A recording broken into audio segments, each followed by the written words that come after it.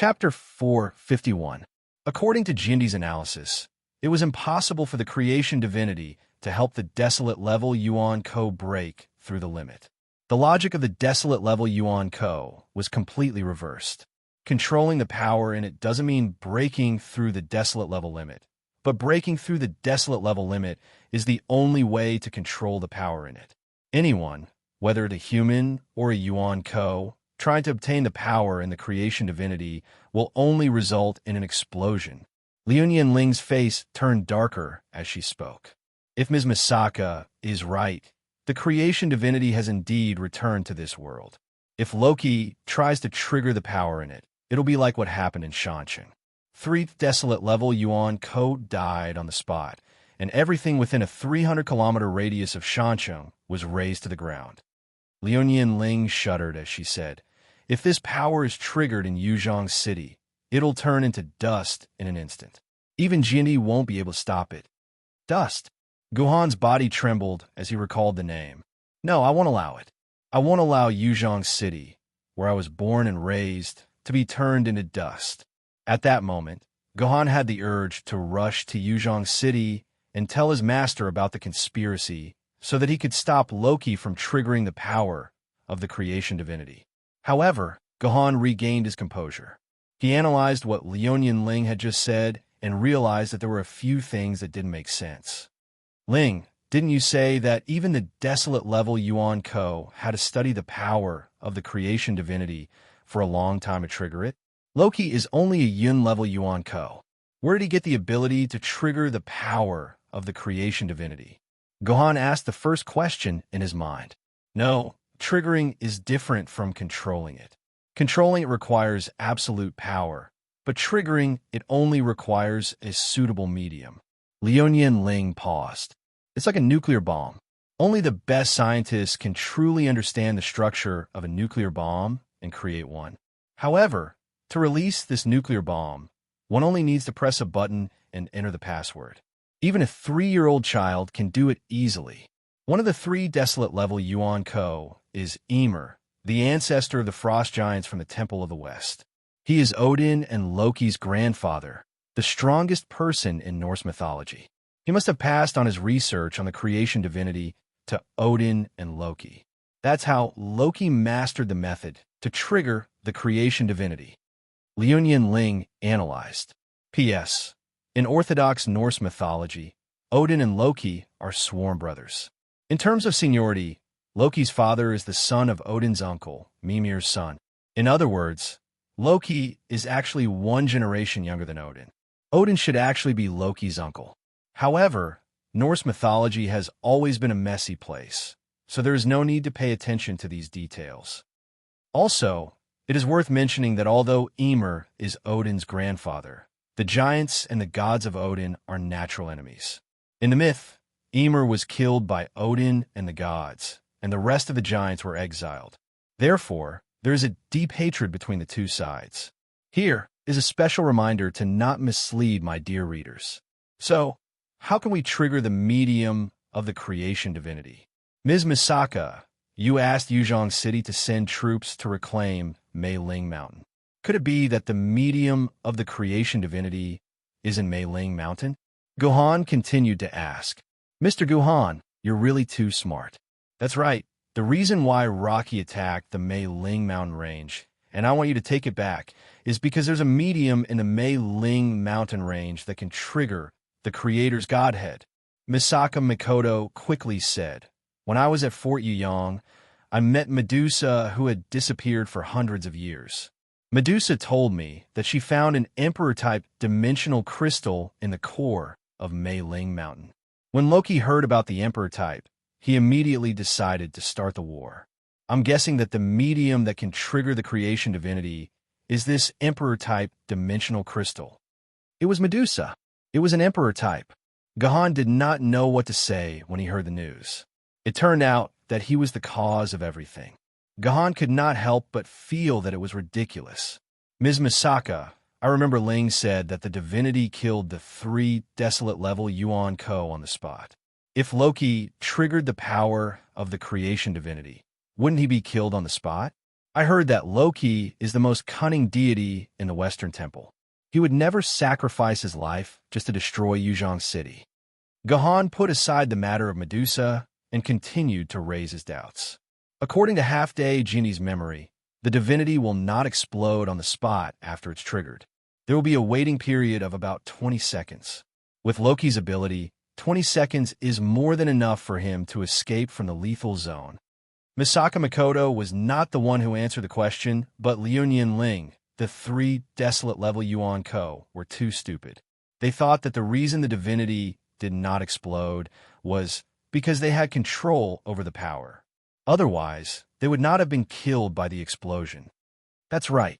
My friend, the abnormal sunspot, is still in their hands.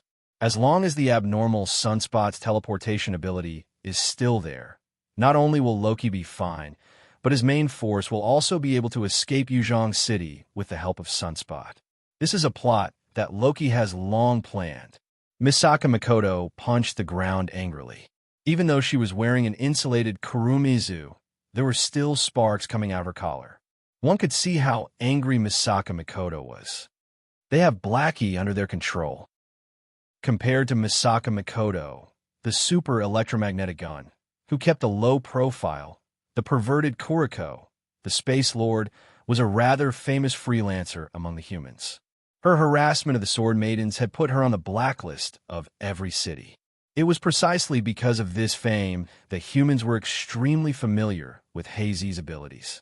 Naturally, they were also very familiar with her unparalleled, large-scale teleportation ability. If Blackie was under Loki's control, with the help of Blackie's teleportation ability, Yuzhong City would be doomed. It's all because of me. The sparks on Misaka Makoto's body became even more intense. If I hadn't fallen for Loki's trap and been captured by them, Kuriko wouldn't have been threatened by them. Now, he's under Loki's control. Instead, I, the culprit, managed to escape. Misaka Makoto's intermittent narration gave Gohan a rough idea of what had happened to Misaka Makoto. Misaka Makoto had been living a simple and happy life with her friends in Liberty City for the past few hundred years. However, last month, she suddenly received news that her younger sister had come to this world. Misaka Makoto only had friends but no family. When she heard that her younger sister had appeared, she immediately packed up and went out alone to look for her sister. She wanted to bring her back to Liberty City so that she would not become a blood-soaked Yuan Ko. In the end, she would either end up killing pitiful humans or dying in the hands of human swordsmen. Misaka Makoto followed the clues. Just when she thought that she had found her younger sister, she suddenly fell into Loki's trap. Loki and the other 3 universe-level Yuan Ko surrounded her. Misaka Makoto was quickly defeated and captured by Loki. It turned out that everything was Loki's scheme. The clues about Misaka Makoto's younger sister were fake news that Loki had released. His purpose was to lure her into his trap and use her as a bargaining chip to threaten her friends. As expected, when Misaka Makoto's friends found out that she had been captured, they were helpless. Under Loki's coercion, they used their teleportation ability to help Loki evade the detection of the humans. They ambushed Fort Yuyang and launched a large-scale attack on the entire Yuzhong City. Perhaps Loki felt that victory was within his grasp. He had loosened his control over Misaka Makoto. He did not even hide some of his plans from Misaka Makoto. For example, Loki was the one who told Misaka Makoto about the creator's divinity. In Loki's eyes, Misaka Makoto was not even a threat. As a result, Misaka Makoto took advantage of the time when Loki went out to attack. At the cost of damaging her electromagnetic model, she forcefully broke through the seal that Loki placed on her, escaped from Fort Yuyang. However, Loki's pursuers soon caught up to her. The chase went on for 3 or 4 days before Misaka Makoto fainted due to her severe injuries. When she woke up, she saw the detestable pervert, Yunjong Crane. Everyone knew what happened after that. I'm sorry. Yuzhong City is in danger because of me. If I wasn't captured, Hazy wouldn't have been threatened and Fort Yuyang wouldn't have fallen so easily. Misaka Makoto sounded very emotional. It's all my fault. I was too stupid. I was deceived by others in my original world. I didn't expect it to be the same in this world. No, it's none of your business. Don't take it to heart. Gohan let out a long sigh.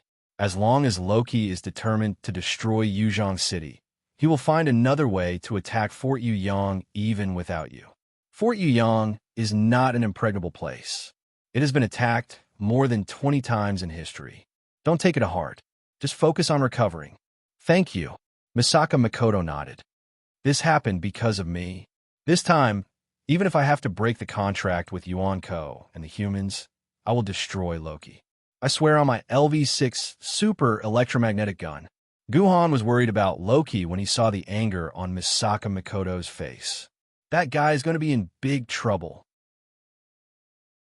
Chapter 452.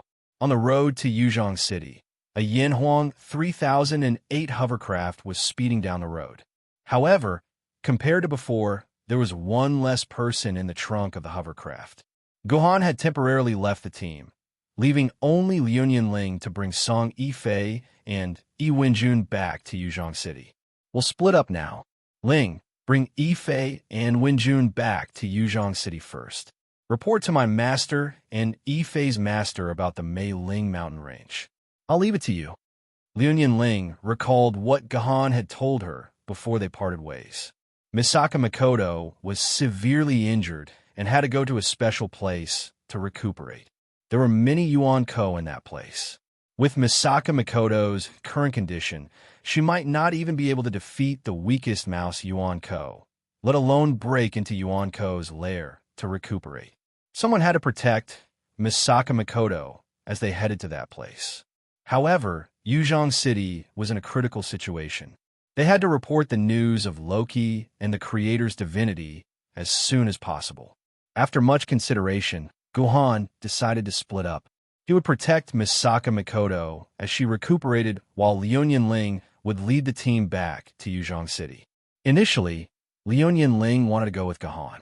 However, when Gohan said, "I'll only be at ease if I leave Yifei and the rest to you," Liu Ling nodded helplessly.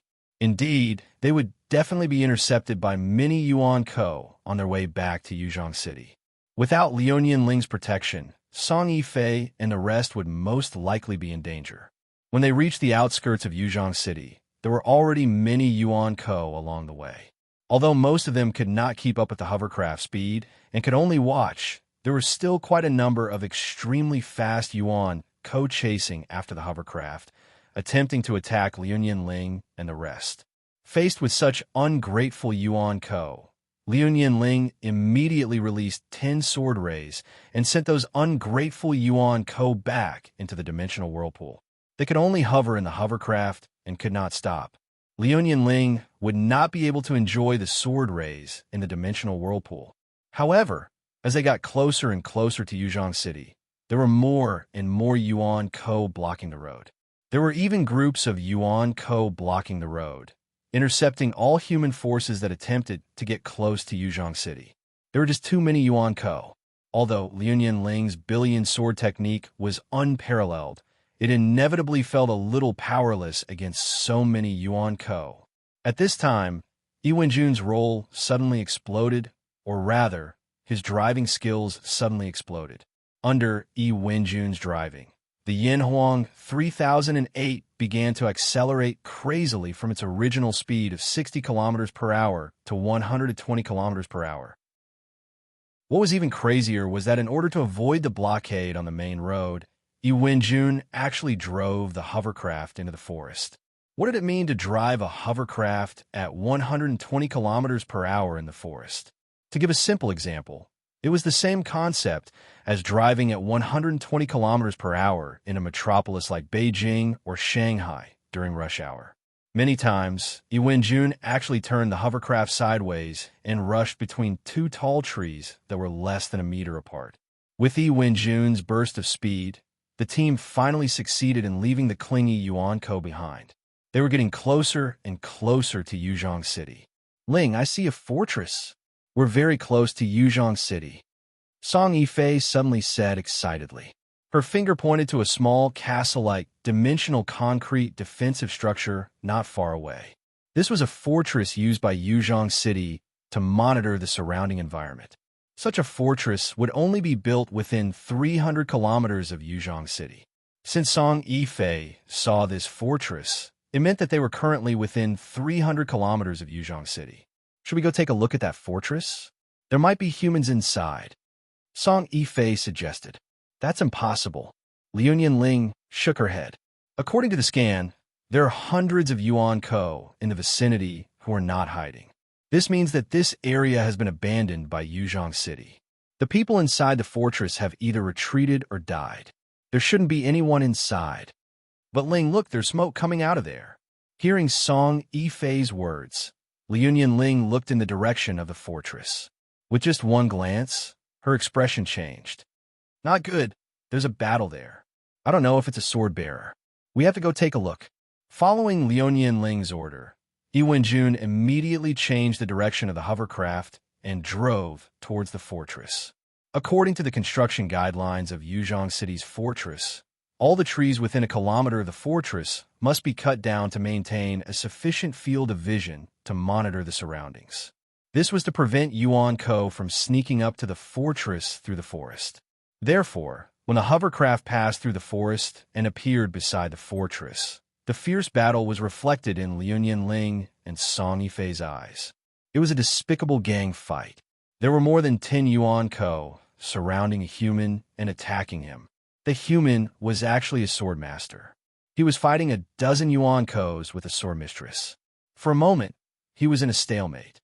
This person's swordsmanship is not bad. Even among the sword masters, he's above average.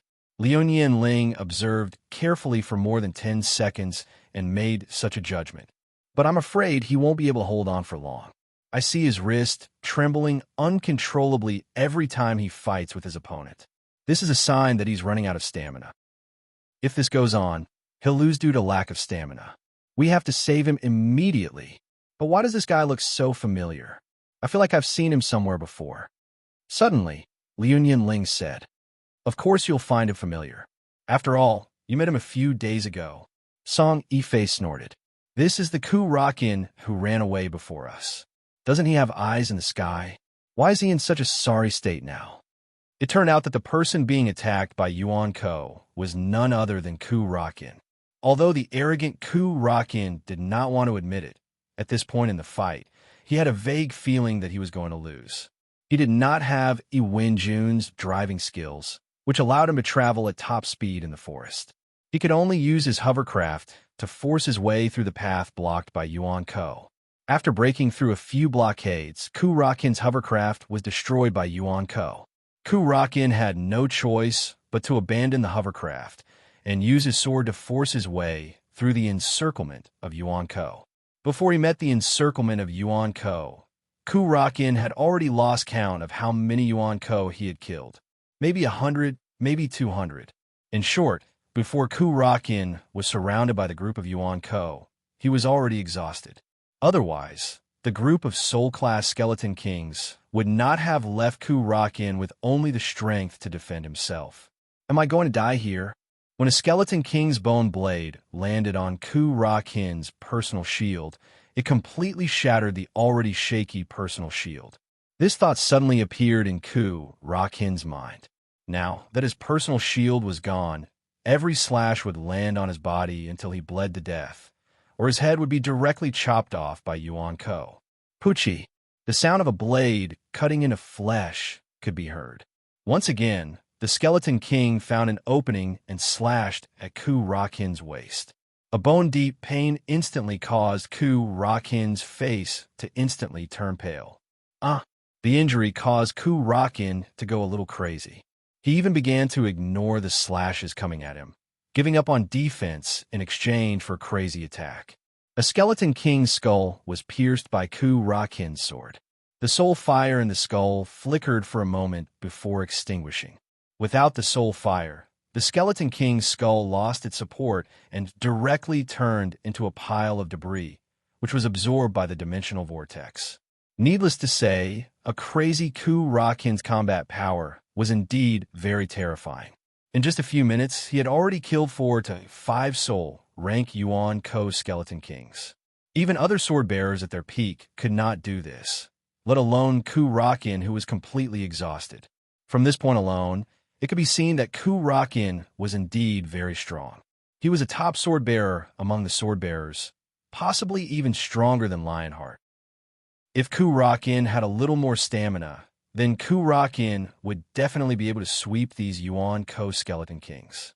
Unfortunately, Kurakin could no longer squeeze out any more stamina. The crazy explosion from before had used up the last bit of energy in his body. Now, Kurakin could only feel that every muscle in his body had become as heavy as 1,000 pounds. He could not even lift his hand. How could the Skeleton Kings let go of such an opportunity? They raised their swords, and 5 fresh wounds appeared on Kurakin's back. Red and white flesh grew out from the wounds, revealing his grayish-white spine. Fresh blood flowed freely, and the ground instantly became a pool of blood. "I can't fall." Kurakin stabbed the sword in his hand into the ground, using the strength of the sword to support his body so that he would not fall. He was a hero. Even if he died, he would die standing. Should I call that old man to save me? At the moment when death was about to befall him, Zhu Vren suddenly thought of his father, Zhu Wudao's face.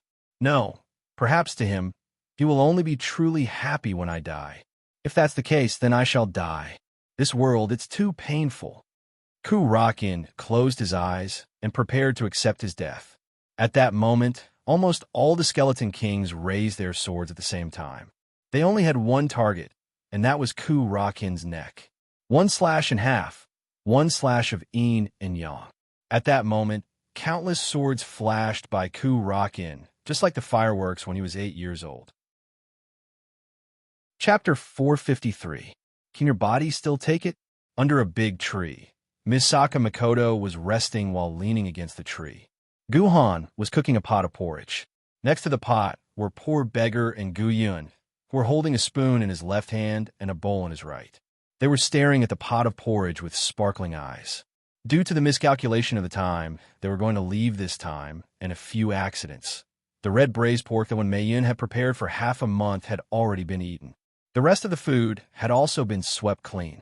Now, the only food that Guhan could give to poor beggar and the others were the dozens of bags of rice and 2 big jars of dried carrots in his dimensional pocket. Guhan did not know how to cook and had no interest in learning how to cook. He did not even know how to cook. Guhan, who could calculate all kinds of derivatives and higher-order functions in his mind, could not even cook with water. If there was too little water, the rice would be uncooked. If there was too much water, it would turn into porridge. In the end, Guhan decided to add less rice and more water. Damn it, Guhan could not possibly make a mistake when cooking porridge. In the beginning, Qingpin did not like the porridge that had no meat, and Guyan did not like the porridge that had no fish and only some dried carrots on top. However, they could not resist the hunger in their stomachs and had no choice but to force themselves to eat a little. As a result, the more they ate, the more addicted they became, especially when the porridge was mixed with a few crispy and refreshing dried carrots. The 2 adorable Lolas could not stop eating. Every time Guhan started cooking porridge, the 2 of them would become obedient babies who loved to eat. They would wait in front of the big pot obediently, ready to eat dozens of bowls of fragrant porridge. It was worth mentioning that about 90% of the bowls were eaten by Qingpin. Our cute Guyan would at most eat 5 to 6 bowls. She was a cute lady. Guhan took out 4 bowls from his dimensional pocket. These bowls were specially bought for Qingpin. They were all shaped like cute little animals. Guhan took out a panda bowl and filled it with porridge before handing it to the impatient Qingpin. The panda bowl was exclusive to Qingpin. Other than Qingpin, no one else could use it. There was also a penguin bowl for Guyan. Guyan did not mind having her own bowl and chopsticks, so Guhan would give her a random bowl every time. If you don't have enough, fill it up yourself. After saying that, Guhan filled up the remaining 2 bowls and brought them to Misaka Makoto, who was resting against the tree. He passed one of the bowls to her and said drily, "Eat up." The remaining bowl was naturally Guhan's. Guhan shoved a few mouthfuls of porridge into his mouth and suddenly felt a burning gaze on him. When Guhan looked up, he realized that the owner of the burning gaze was Misaka Makoto. She was looking at him with her eyes shining. Gohan could even see a gorilla. Oh no, stars in her eyes. What's wrong? Did I do something wrong? Gohan was startled. He wondered if there was a grain of rice on the corner of his mouth that attracted her attention. However, he realized that Misaka Mikoto was not looking at him. She was looking at the bowl in his hand. Oh, I'm sorry. I'm so sorry. Misaka Mikoto finally reacted. She quickly lowered her head, buried her face in the bowl, and poured the porridge in her mouth. Judging by the speed at which she ate, she probably could not even taste the food. Gohan looked at his bowl. It looked like a frog. There was nothing special about it. He could not understand what Misaka Mikoto was thinking. After Misaka Mikoto finished eating the porridge, Gohan said, Ms. Misaka, the Nanjing ruins are just ahead of us. Are you sure that we have to go to Rainflower Terrace to heal your injury? Yes. Misaka Mikoto nodded. My body became like this because I lost control of the electromagnetism in my body. I have to rely on external forces to build the electromagnetism model in my body. This is not the first time I've encountered this situation. The last time I was cured was at Rainflower Terrace in Nanjing. Therefore, I'm very sure that we have to go to Rainflower Terrace. I understand now. Gohan let out a long sigh and said, Rainflower Terrace is located at the junction of two districts of the ancient Nanjing city. It's surrounded by the ruins of Nanjing city before the apocalypse. If we want to reach there, we have to go through the ruins of the ancient Nanjing city. According to the information I've read on the internet, half of the districts of the ancient Nanjing city are abandoned. There are no humans or Yuan-ko. However, the other half is in the city center of Nanjing, Black Tortoise District, Qinhuai District, Janya District, and Rainflower Terrace District. These four districts are occupied by a large group of Yuan-ko zombies. Gohan paused for a while. According to the information left behind by the seniors, this group of Yuan-ko zombies came to this world more than 100 years ago. They fought in Black Tortoise District for a while before they were forced out by the endless stream of zombies. They did not fully investigate the situation in this district. However, according to their battle information, this group of zombies already has a dragon-level Yuan-ko. This is only the situation in one district. I suspect that there are more advanced dragon-level and first-level Yuan-ko zombies here. Gohan's expression was very serious. His current combat strength could only defeat a dragon-level Yuan-ko. He might be able to fight a dragon-level Yuan-ko, but a first-level Yuan-ko could only run for his life. He was able to defeat Ice Eyes in the trial array only because Ice Eyes was naturally restrained by him. In addition, she was emotionally affected by him and neglected to defend against his weakness, which was why she was knocked unconscious. If he were to do it again, Gohan was sure that the one who would be defeated would not be Ice Eyes, but himself. Therefore, Gohan was hesitant about entering Nanjing. If he encountered a first-level Yuan-ko, he would definitely lose. Gohan was not afraid. With the green onion stone, Gohan could retreat to the safety of the training formation at any time. However, he could not bring Misaka Mikoto back. If Misaka Mikoto died here, Yuzhong City would lose a strong ally. I have to go to Rainflower Terrace. Misaka Mikoto pleaded. I don't want to be a burden. All right, I understand. You have to listen to my orders. Gohan took a deep breath. In fact, he had never thought of retreating. When he decided to escort Misaka Mikoto here for treatment, Gohan was already confident that he would win. For the sake of Yuzhong City, he had to win. I owe you a favor. Kurakin walked out of the medical chamber and walked in front of Liu Ling. He said to Liu Ling coldly. It was as if Liu Ling was extremely lucky to earn a favor from him. It cannot be helped. Teenagers were all like that. Please don't take it to heart. Zhu Luren's injuries looked very terrifying.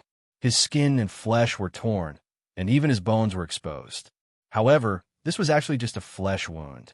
To the medical chamber, flesh wounds were the easiest to heal. In just 10 minutes or so, Kurakin's body had fully recovered. Unfortunately, the medical chamber could not restore Kurakin's stamina and sword essence. Kurakin could only recover them with time. We're both swordsmen. I won't leave you in the lurch. Liu Ling said calmly. It was as if saving Kurakin was no different than saving a kitten or a puppy. Ku-Rakin was used to others' coldness and indifference toward him.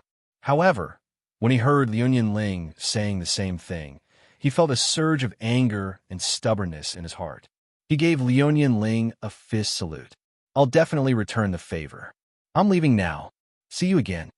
After saying that, Ku-Rakin dragged his heavy legs toward Yuzhong City. "Wait, you can't go."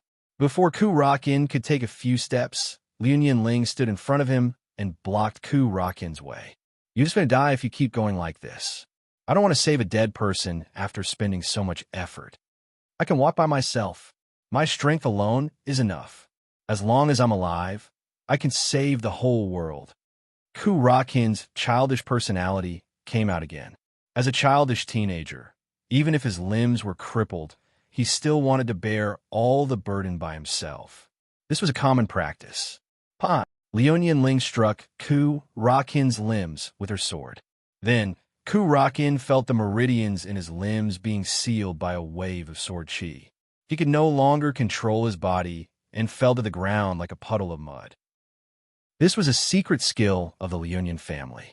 It could seal the meridians of a human or a human Yuan Ko through sword chi, causing the human to lose control of his body.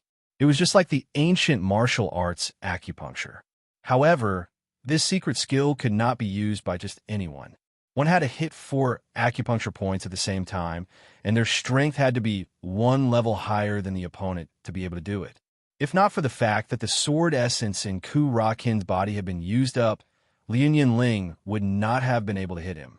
Liu Ling grabbed the clothes on Ku-Rakin's back, lifted him up, and threw him into the trunk of the Yanhuang 3008. Then, she got in the car calmly and squeezed with Song Yifei. "Let's go back to Yuzhong City. Why do you care about me? I could do anything on my own. I don't need you to pity me." Zhu Luren, whose limbs were restrained, still shouted there, unwilling to give up. His Chinibya heart had never been extinguished. "Shut up. If Gahan was here, he would not talk nonsense with me. He would think of a way to break through my sword chi," Liu Ling said disdainfully. "Don't compare that lucky guy to me. He's not worthy," Ku-Rakin said proudly. Ku-Rakin always thought that Gahan was only lucky. How could he, Gahan, be compared to Ku-Rakin? There was no comparison at all. She slapped Ku-Rakin's face, stunning Ku-Rakin. "To tell you the truth, if it wasn't for your father, who would have saved you?" Liu Ling laughed coldly. "I didn't save you, but sword immortal Baiju's son. Don't you understand that?" Ku-Rakin's face turned ashen. He did not say a word until they returned to Yuzhong City. Chapter 454. Puka District, the ruins of Nanjing. A cloud of dust flew through the ruins and finally stopped on the side of a large river, revealing its original appearance in the smoke. It was a handsome maglev motorcycle. Just like the Yanhuang 3008, it was also the latest maglev motorcycle. It was a gift from Liu Ling to Gahan when he parted ways with Liu Ling otherwise. Gahan would not have had the means of transportation to Nanjing city ruins, which was hundreds of kilometers away. The maglev motorcycle was not much slower than a hovercraft. It was much more agile and could easily travel through the forest. With the cover of the forest, Gahan managed to avoid many Yuan Ko along the way. Those that he could not avoid were killed by a flash of his sword. It was extremely fast. They set off in the morning and arrived at the bank of the Yangtze River in Puka District around 1 in the afternoon. After casually clearing away a few unlucky rat grade soul devils wandering nearby, Guhan stepped onto a sand dune by the side of the Yangtze River. Gazing at this great river that had been affectionately called the Mother River by the Chinese before the Great Calamity, he couldn't help but sigh in admiration. It was the first time in Guhan's life that he stood by the Yangtze River. It was the first time he was so close to it. Previously, when he was passing by Yang Fortress, he had traveled by the Yangtze River. However, that was on a maglev bus. It was not as clear as standing by the shore. "What are you looking at?" Misaka Makoto walked up to Gahan in a large down jacket. It was September, the tail end of summer. The weather was still hot, and the temperature outside was around 35 degrees Celsius. It was a brave thing for Misaka Makoto to wear a down jacket under such circumstances. However, it cannot be helped. Under the down jacket, Misaka Makoto was the insulated damp reservoir. If she did not wear a large down jacket to cover up the damp reservoir, she would not even have the courage to go out. Although there was no one else other than Gohan in Nanjing City ruins. I'm looking at the river. Gohan looked at the surging Yangtze River and sighed. This is the mother river of our Huaxia people. It is said that our Huaxia people live and reproduce by relying on this river. She is our Huaxia's mother, but most humans don't even have the ability to see their mother with their own eyes. I know, the Yangtze River is also very famous in Japan. Misaka Makoto heard Gohan's words and her heart was in turmoil. I'm the same as you. I don't know how long it's been since I've seen Japan's Mount Fuji. That's the father of Japan. Shouldn't your Fusong's father be Su Fu? Gohan smiled and said, Su Fu said it himself. After he came to Japan, he slaughtered almost all the natives of Japan. After that, the people of Japan are actually the descendants of Su Fu's 300 virgin boys and girls and thousands of sailors. Su Fu is your real father. You people of Japan are also part Huaxia. Huaxia is willing to admit that Japan is also part Huaxia. Misaka Makoto turned around abruptly and glared at Gohan. Have you forgotten the sins that we, the Japanese, have committed? Especially in this place called Nanjing. I still can't believe that our ancestors would do such inhumane things. Huaxia won't forget, but you've also suffered retribution. Gohan let out a long sigh. During the Great Calamity, almost all of your Fusong people died at the hands of Yuan Yan. Only a few pitiful orphans managed to assimilate into Yuzhong City and Yinjing City. This can also be considered a kind of retribution. Forget it. Let's not talk about this. This isn't my world. The Japan of this world isn't my Japan either. There's no campus city for me here. I'm not even a guest here. I'm just a bandit. Misaka Makoto's brows were filled with sorrow. Gohan did not expect Misaka Makoto to see himself and the world in this way. She actually realized that she was a bandit and not the master of this world. There were very few Yuan Ko who could realize this. Gohan could not help but look at Misaka Makoto in a higher light. Gohan suddenly felt that saving Misaka Makoto was the right decision. If only Yuan Ko could realize this like Misaka Makoto. Thinking of this, Gohan could not help but think of Artoria. Did she realize this as well? And that filth, did it really exist in this world? Ms. Misaka, can I ask you a question? Gohan suddenly realized that he did not need to guess at all. Misaka Makoto, who was a free person, was right beside him. She did not seem to be affected by the filth at all. Perhaps he could get the truth about the filth from her. Of course, as long as I know, I can answer you. Misaka Makoto nodded. She now had a lot of trust in Gohan. As long as Gohan wanted to, he could kill her with a single swing of his sword. However, he was willing to protect her from danger. Misaka Makoto would remember this kindness in her heart. Ms. Misaka, may I ask if you know about the filth? Gohan asked directly. Filth? Misaka Makoto was stunned. She did not expect Gohan to ask such a question. How do you know about this name? Are the higher-ups of the human race planning to announce this information to the public? No, it's just a vague and obscure information. I'm not sure what the higher-ups mean. Gohan shook his head. This information was only announced through the dungeon's plot. The higher-ups of the human race had never released any official information about the filth. Most of the players did not pay much attention to the information about the filth. Only a small portion of the players started a private discussion about the filth. If the higher-ups did not want the humans to know about the filth, they should have completely sealed off the King Arthur's Betrayal dungeon and banned all private discussions about the filth. If the higher-ups wanted to announce it, all they had to do was to publish a piece of news in the newspaper. However, the higher-ups had chosen the middle method. Even though the discussion about the filth was brewing in the dark, the higher-ups turned a deaf ear to it. It was as if they had never heard about it. Gohan could not help but suspect that there was something shameful going on.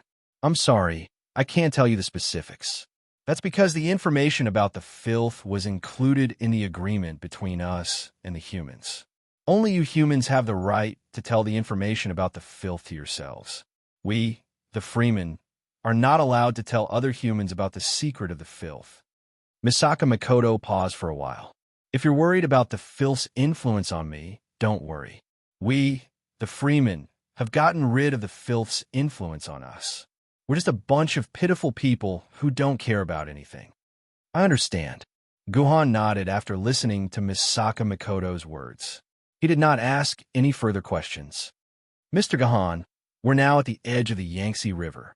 Jinya District is on the other side of the river, and Yawatai District is just over 10 kilometers away from us.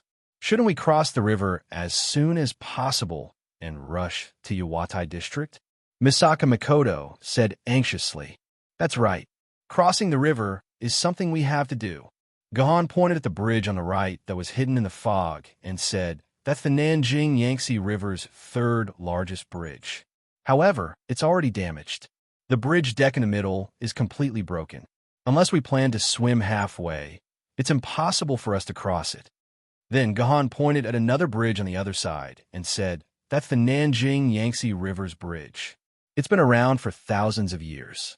Although the bridge deck has collapsed in many places, it's not broken. That's the most convenient way to cross the bridge. Then we'll cross the Nanjing Yangtze River's bridge, Misaka Makoto said anxiously. However, if we cross the river from the Nanjing Yangtze River's bridge, we'll have to pass through Xuanwu District and Qinhuai District to reach Yawatai District. These are all areas where the zombies are. If we take this route, I'm afraid we'll have to fight our way through. As he said that, even Gohan's face showed signs of fear. As zombies, the scariest thing about them is their fearless will and their terrifying numbers. I'm just a sword wielder. If we get entangled by the zombies, we'll definitely die. Although Gahan said that they would definitely die, he was just a sword wielder. However, he was actually slightly stronger than a famed sword wielder. Hence, Gahan did not want to reveal his true strength. What's there to be afraid of? We'll just kill our way through. I only need my super electromagnetic gun.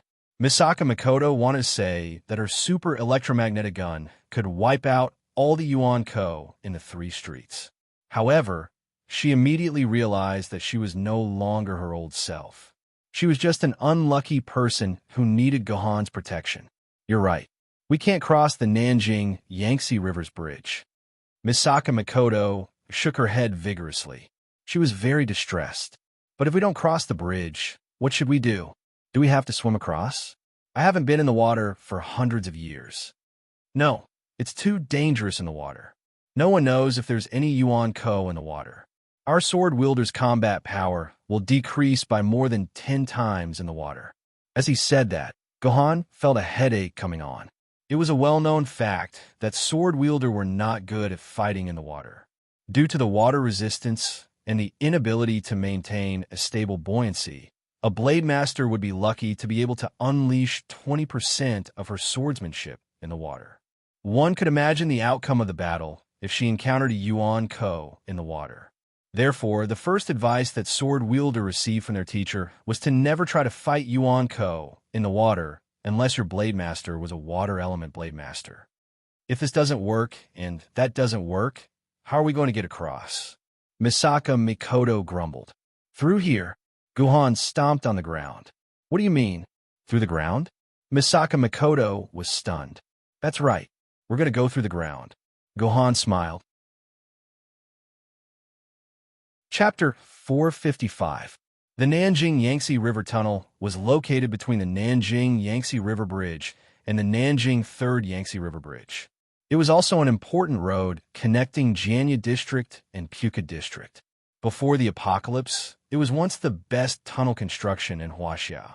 However, after more than 1,000 years, the entrance of the tunnel had been buried by various ruins and was covered by a thick layer of river sand. Even though Gahan and Misaka Makoto were standing right above the entrance of the tunnel, they could not see any trace of the tunnel at all. It's below here.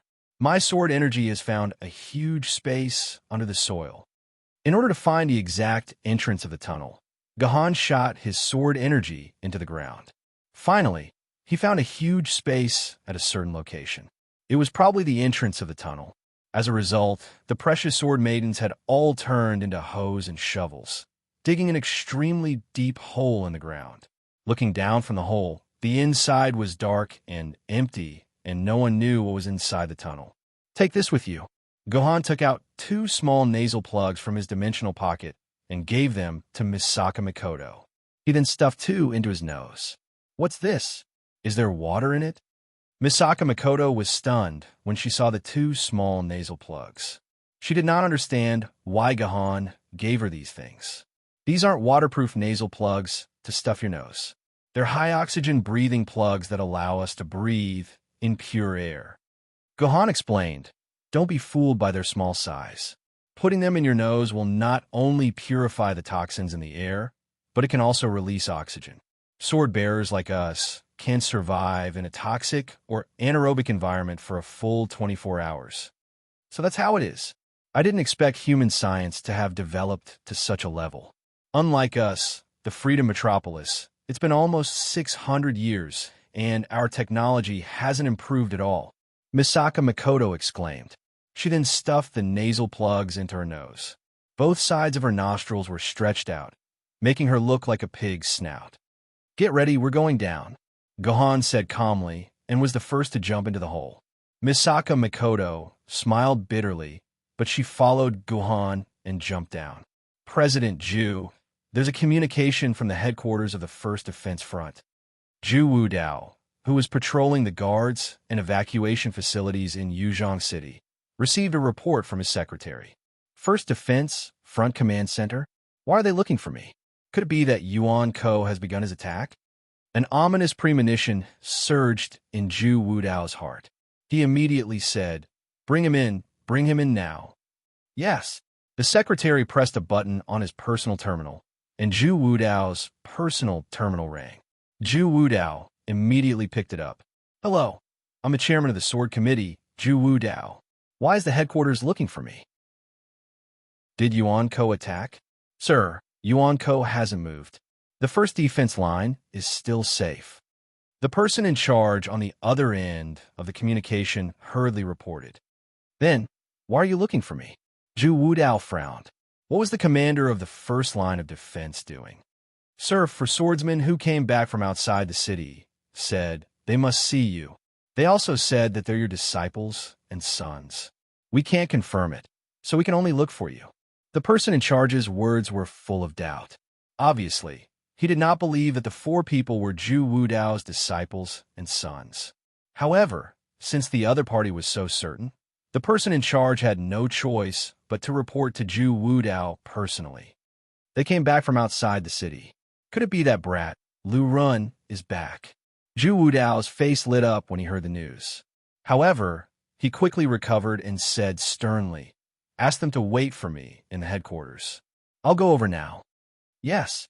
Oxygen content 5%, chlorine 3%, nitrogen 60%, carbon dioxide 20%, and other harmful gases 10%. The probability of death is high. Don't breathe it directly. This was the answer that the air detector told Gohan. The air in the tunnel that had been sealed for many years was no longer suitable for humans to survive in.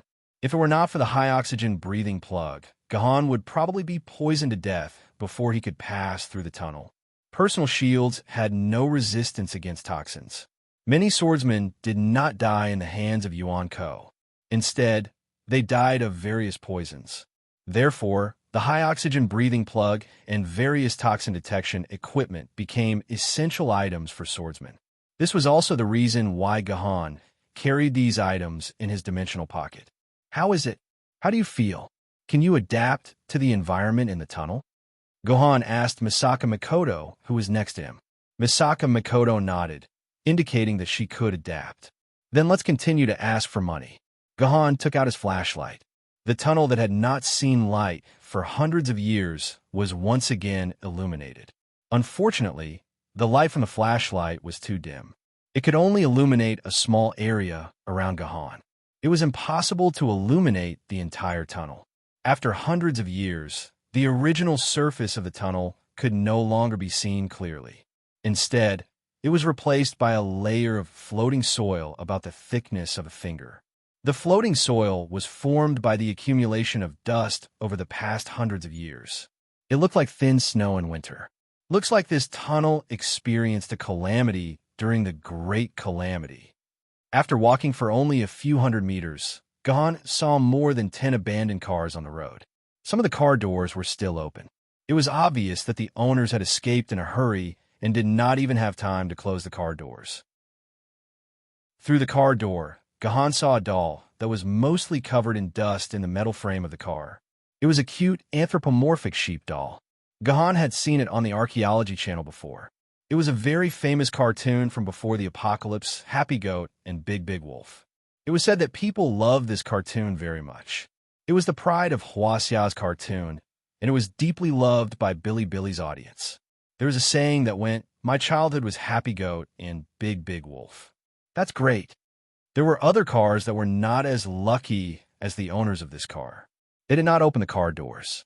The pale bones were sitting in their seats, but the skulls were missing. Gahan took a look. There were 4 sets of bones in the car, and all of them had lost their skulls. Looking at the smooth knife marks on the broken parts, Gahan was sure that their skulls had been cut off by an extremely sharp blade. In other words, they had died in the hands of Yuan Ko. Otherwise, they would have had time to escape from the car. What made Gahan feel the most pity was the small set of bones in the back seat of the car. It looked like she was only a 7 or 8-year-old girl when she was alive. She was wearing a torn floral dress with lace edges. It was obvious that the owner of this set of bones was a little girl who loved to look good. Seeing this, Gahan felt an endless pain in his heart. It was sad and lamentable. If Yuan Ko had not appeared, this child would have grown up, enjoyed a perfect love, had children, and lived a happy life. She would not have used her bones to tell Gahan about her tragic experience 1,000 years later. Should we bury them? Misaka Makoto and Gahan were both saddened by this tragic scene. This was the difference between free people and Yuan Ko.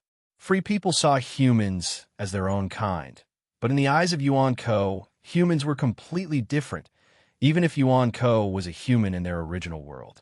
Gahan hesitated for a while.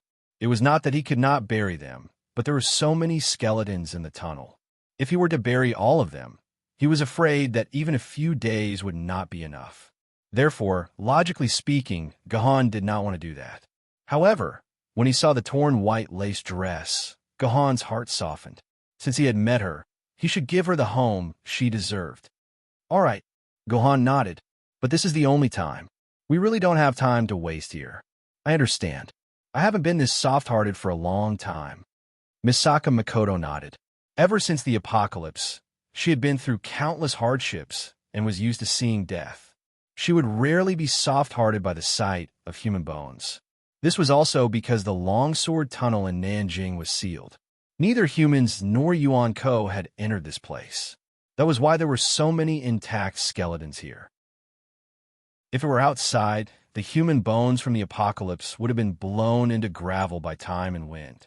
They would have become calcium in the soil. Gahan gently pulled on the car door. The originally locked door was easily pulled open. Gahan gently lifted the little girl's skeleton and placed it on a piece of ground that had been cleared at the edge of the tunnel.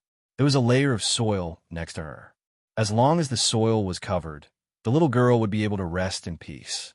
Wait, When Gahan was moving the bones, he suddenly realized that the skeleton's pelvic cavity was shaped like a funnel. Gahan's face turned pale when he realized that. He hastily filled the cavity with soil and left the place with Misaka Makoto. What bad luck! How could such a ridiculous thing happen to him when he was being kind? As Gahan and Misaka Makoto went deeper into the tunnel, there were more cars and skeletons in the tunnel. There were many more people who were in a worse state than the previous family. Misaka Makoto obediently did not request to bury them. After struggling for about 3 kilometers, they reached the middle of the tunnel. The road ahead was blocked. 2 buses were flipped over on the ground, completely blocking the road that was not wide to begin with. If they wanted to pass through here, they would have to climb over the buses. It was not a difficult task. However, when he saw the bus, Gahan suddenly felt his heart palpitate. It was as if there was something terrifying hidden in the bus. Chapter 456. Master, I'm not here to greet you, Master. Seeing that the door was opened and Zhu Wudao walked in, Song Yifei quickly went up and saluted. Zhu Wudao was her master, so this was her duty. All right. Zhu Wudao nodded. Then, he walked past Song Yifei and walked directly into the room. He saw his son lying on the sofa in a Guyu posture. He glanced at Zhu Wudao indifferently and then immediately looked in another direction. Seeing his father coming, Zhu Ren did not have any basic reaction at all. He did not even move a bit. This unfilial son. Seeing his son's attitude towards him, Zhu Wudao's heart was filled with mixed feelings. He only had one son. He had always wanted to ease the relationship with his son, but no matter what he did, Zhu Wudao always treated him like an enemy. This time, when he heard that Ku Rakin had returned, Zhu Wudao put down the urgent matters at hand and rushed back immediately. However, when he saw Ku Rakin like this, Zhu Wudao felt like a knife was being twisted in his heart. Lu Ren. Thousands of words turned into 2 words. Zhu Wudao wanted to ask how his son was, whether he was okay, and whether he was injured. However, he could not say these words of concern. Not only was he a father, but he was also the highest authority in Yuzhong City. His dignity did not allow him to ask these questions. In fact, Zhu Wudao was also a teenager, especially in front of his son. Ku Rakin, is this how you treat your father? Although Zhu Wudao told himself to be gentle, when he was in front of Ku Rakin, he put on a straight face and said in a stiff and commanding tone, Ku Rakin, I order you to stand up. You are not allowed to lie down like a piece of trash. Ku Rakin still ignored Zhu Wudao's request, as if he did not hear what Zhu Wudao said. You brat. Zhu Wudao was furious. He wanted to teach his impudent son a lesson, but before he could do anything, someone stood in front of him. Sorry, I forgot to remove the seal on him. Liu Ling awkwardly walked to Ku Rakin's side and poked him a few times. Ku Rakin, who was lying like a pile of mud, immediately jumped up from the sofa and glared at his father. Then, he kicked the door open and left without looking back. After hearing Zhu Wudao confirm that Ku Rakin was his son, the people guarding the door did not dare to stop Ku Rakin. They lowered their heads and let him go. Unfilial son, unfilial son. Zhu Wudao was so angry that he kept shaking. At this time, he was no longer the powerful immortal sword wielder, but a father who could not communicate with his son at all. Grandpa Wudao, long time no see. Don't be angry with him. Just leave him alone for a while. Liu Ling comforted him. Only then did Zhu Wudao focus his attention on Liu Ling. Only then did he realize that the descendant of the Liu family was also here. Little girl Ling, why are you here? Zhu Wudao was shocked. Didn't you go back to Yanjing City? Grandpa Wudao, you don't know, but Yifei and I became a pair of good sisters in Changyang Mountain. My good sister insisted on coming back to Yuzhong City to live and die together. How can I not help her? Liu Ling said with a smile. Nonsense. Nonsense. Zhu Wudao temporarily forgot about Ku Rakin. It's too dangerous here now. You are the direct descendant of the Liu family. If anything happens to you, old man Muyu will not let me go. You should leave here now and go back to Yanjing City. Zhu Wudao tried to persuade him sincerely. Grandpa Wudao, what kind of person do you think I, Liu Ling, am? Since I'm here, I won't leave. Liu Ling raised her head proudly. I, Liu Ling, am the descendant of the Liu family, the bloodline of the Kanzu ancestor. Grandpa Wudao, when have you ever heard of anyone from the Liu family retreating in the face of danger? Zhu Wudao didn't say anything. The reason why the Liu family could last for 1,000 years as the #1 family of the human race was because they were respected by all humans. Of course, part of it was because of their unparalleled combat power, but a large part of it was because of their countless contributions to the human race, as well as the countless battles they fought without retreating. Out of the 29 generations of the Liu family, 21 of them died on the battlefield. Every time the Liu family participated in a battle, they would charge at the front and fight without retreating, becoming the most hot-blooded flag on the battlefield. Once they encountered them, the Liu family would fight to the end. Grandpa, don't try to persuade me. My restful immortal sword and Tianwen sword were found in Yuzhong City's sword pavilion. According to the rules, I'm actually considered a citizen of Yuzhong City. Is it wrong for me to fight for my city? Hearing Liu Ling's words, Zhu Wudao didn't know what else to say. Since Liu Ling considered herself a citizen of Yuzhong City, how could Zhu Wudao push her away? All right, Ling. Grandpa Wudao owes you this time. Zhu Wudao patted Liu Ling's shoulder. The two of them were like real grandpa and granddaughter, full of familial love. Song Yifei watched all this from the side. Although she was still smiling, no one could understand her feelings. She was also Zhu Wudao's disciple, but Zhu Wudao hadn't even looked at her since he came in. Was she still Zhu Wudao's disciple? How sorrowful was that? Disciple, my good disciple is back. Stinky old man, you actually didn't tell me that my precious disciple is back. At this time, the door was forcefully pushed open again, and old man Lu Lei rushed in excitedly. As a result, he circled around the room and did not see the shadow of his precious apprentice. He immediately became anxious and scolded Zhu Wudao, "Smelly old man, where did you take my precious apprentice?" "I didn't see your disciple," Zhu Wudao snorted coldly. "I haven't seen your disciple since I came in. How would I know where he went?" "You haven't seen him?" Lu Lei looked at Zhu Wudao suspiciously, then pushed him away and held Liu Ling's hand. "My good Ling, tell Grandpa, where did my precious disciple go?" "Disciple?" Liu Ling was stunned. Who was Lu Lei's disciple? She didn't know. "It's Gahan. Pavilion Master is asking us where Gahan went." Song Yifei finally found a chance to interrupt. "Pavilion Master, Gahan originally came back with us, but he encountered an accident on the way, so we came back to inform you first. Gahan has already set off to Nanjing City ruins." "Nanjing City ruins? How'd he get there?" Lu Lei was shocked and put away his mischievous expression. "Where's the Arch Sword?" Hearing that Gahan had gone to Nanjing City, Zhu Wudao was also a little anxious. However, he wasn't anxious about Gahan's safety, but the Arch Sword in Gahan's hand. The Arch Sword naturally went to Nanjing City with Gahan, Song Yifei said softly. "Nonsense. If he were to die there, wouldn't our Emperor sword be gone?" Zhu Wudao was furious. That was the Arch Sword. Even 100 or 1,000 Gahans together couldn't compare to one Arch Sword. If he lost his Guhan, wouldn't it be like a cooked duck flying away just like that? Grandpa Wudao, Gahan must go to Nanjing City. He has to go to save the entire Yuzhong City. Liu Ling's expression was very serious. She looked around and said, "Grandpa Wudao, Grandpa Lu Lei, the news we're going to tell you is very important. I hope only the two of you can hear it." Very important news? And only the two of them can hear it? Zhu Wudao and Lu Lei looked at each other and nodded. The rest of the sword bearers in the room retreated like a tide and closed the door. There were no outsiders in the room. "Last Ling, tell us. What's the matter? Why are you being so cautious?" "The situation is like this." Liu Ling and Song Yifei told Zhu Wudao and Lu Lei everything that happened after they met Miss Sakamikoto.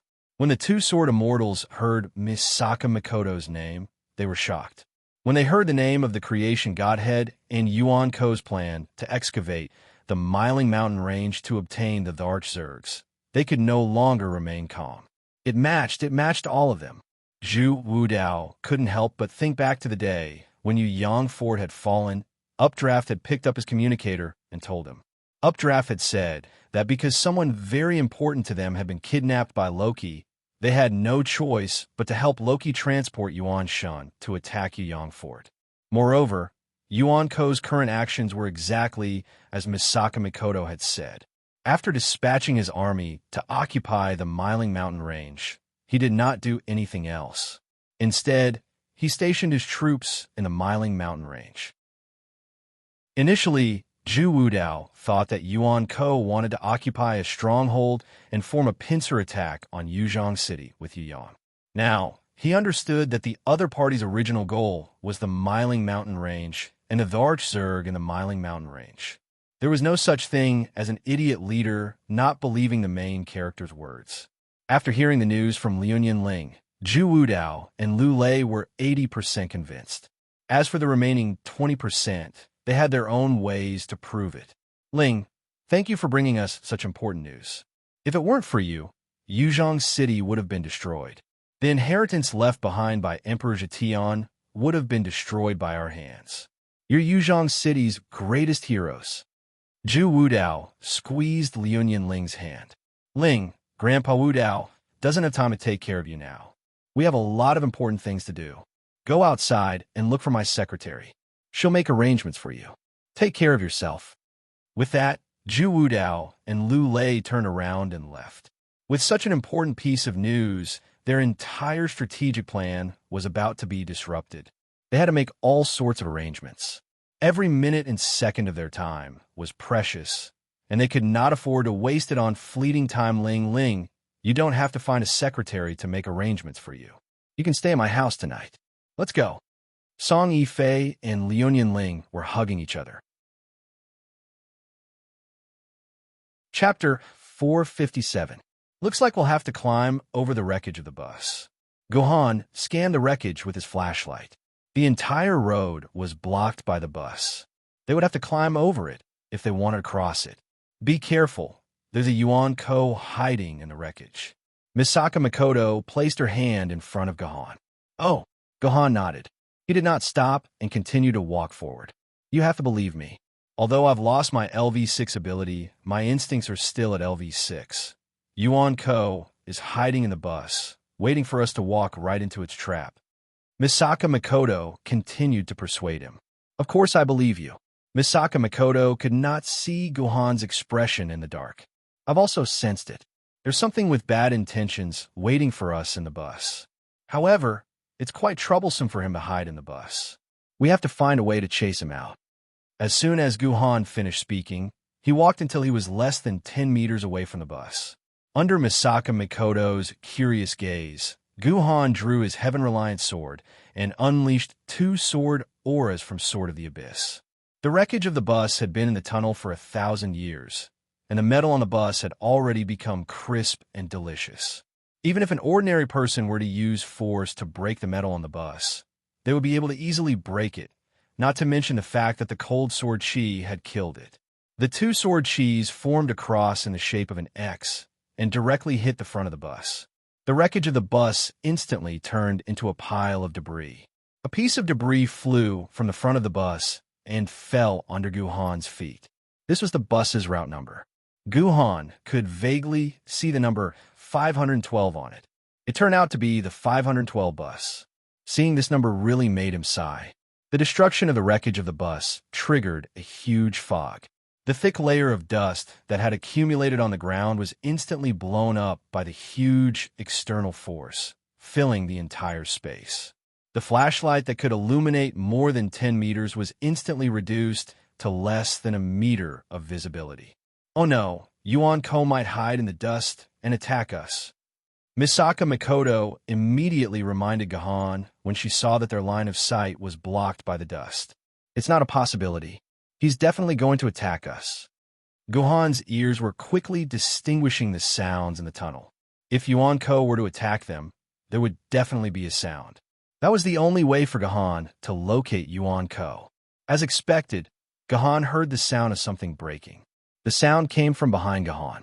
Gohan pushed Misaka Makoto away from him and slashed at a spot covered in dust at lightning speed with the heavenly sword in his hand. Gohan could feel that his blade had hit something. Yuan Ko squeaked like a mouse and retreated into the dust. He had no idea where it was hiding. Gohan took a few steps to the side and returned to Misaka Makoto's side to protect her. How was it? Did you kill Yuan Ko? Misaka Makoto asked while panting. No, Yuan Ko's body is very strange. It's like cotton candy. It's too soft. My sword didn't even manage to pierce through its body before it escaped. Gohan answered, however, my attack just now must have injured it. It won't dare to attack us for the time being. The best thing to do is to wait here for it to attack us first. I'll wait for an opportunity to counterattack. I wasn't prepared just now. I just fought as usual. Now that I know its characteristics, Yuan Ko won't be able to escape unscathed the next time. All right, I understand. Misaka Makoto nodded. Together with Gahan, she waited for Yuan Ko to attack again. However, after waiting for more than 20 minutes, there was no movement. It was as if Yuan Ko had disappeared. I've underestimated it. I didn't expect it to try and compete with us in terms of patience. Guhan smiled bitterly. Could it be that Yuan Ko has left? Misaka Makoto guessed. Perhaps it knows that it's no match for you, so it has escaped. No, it hasn't left. It's right next to us. It's hiding somewhere and has its eyes on us. Guhan stretched out his hand and swiped it across the air, and a small amount of dust appeared in his palm. This dust is the evidence. 20 minutes ago, this dust should have fallen to the ground and returned to its original state. However, it's still causing a commotion right now. Yuan Ko blew the dust into the air. Its purpose is to use the dust to hide its body. It must still be nearby, waiting for an opportunity to attack. I see. I didn't expect a man like you to be so meticulous. If only that idiot was half as smart as you are. Misaka Makoto thought of a certain person. She had a strange feeling in her heart. She became anxious. Gahan, we can't stay here and play with Yuan Ko any longer. It'll be dark in a few hours. If we don't get to Rainflower Terrace District before dark, our plan will be ruined. I know. However, we don't know what dangers lie ahead. If we don't eliminate Yuan Ko here, we'll face even more cruel dangers later. Guhan said calmly. That's why we have to eliminate Yuan Ko here before we can set off again.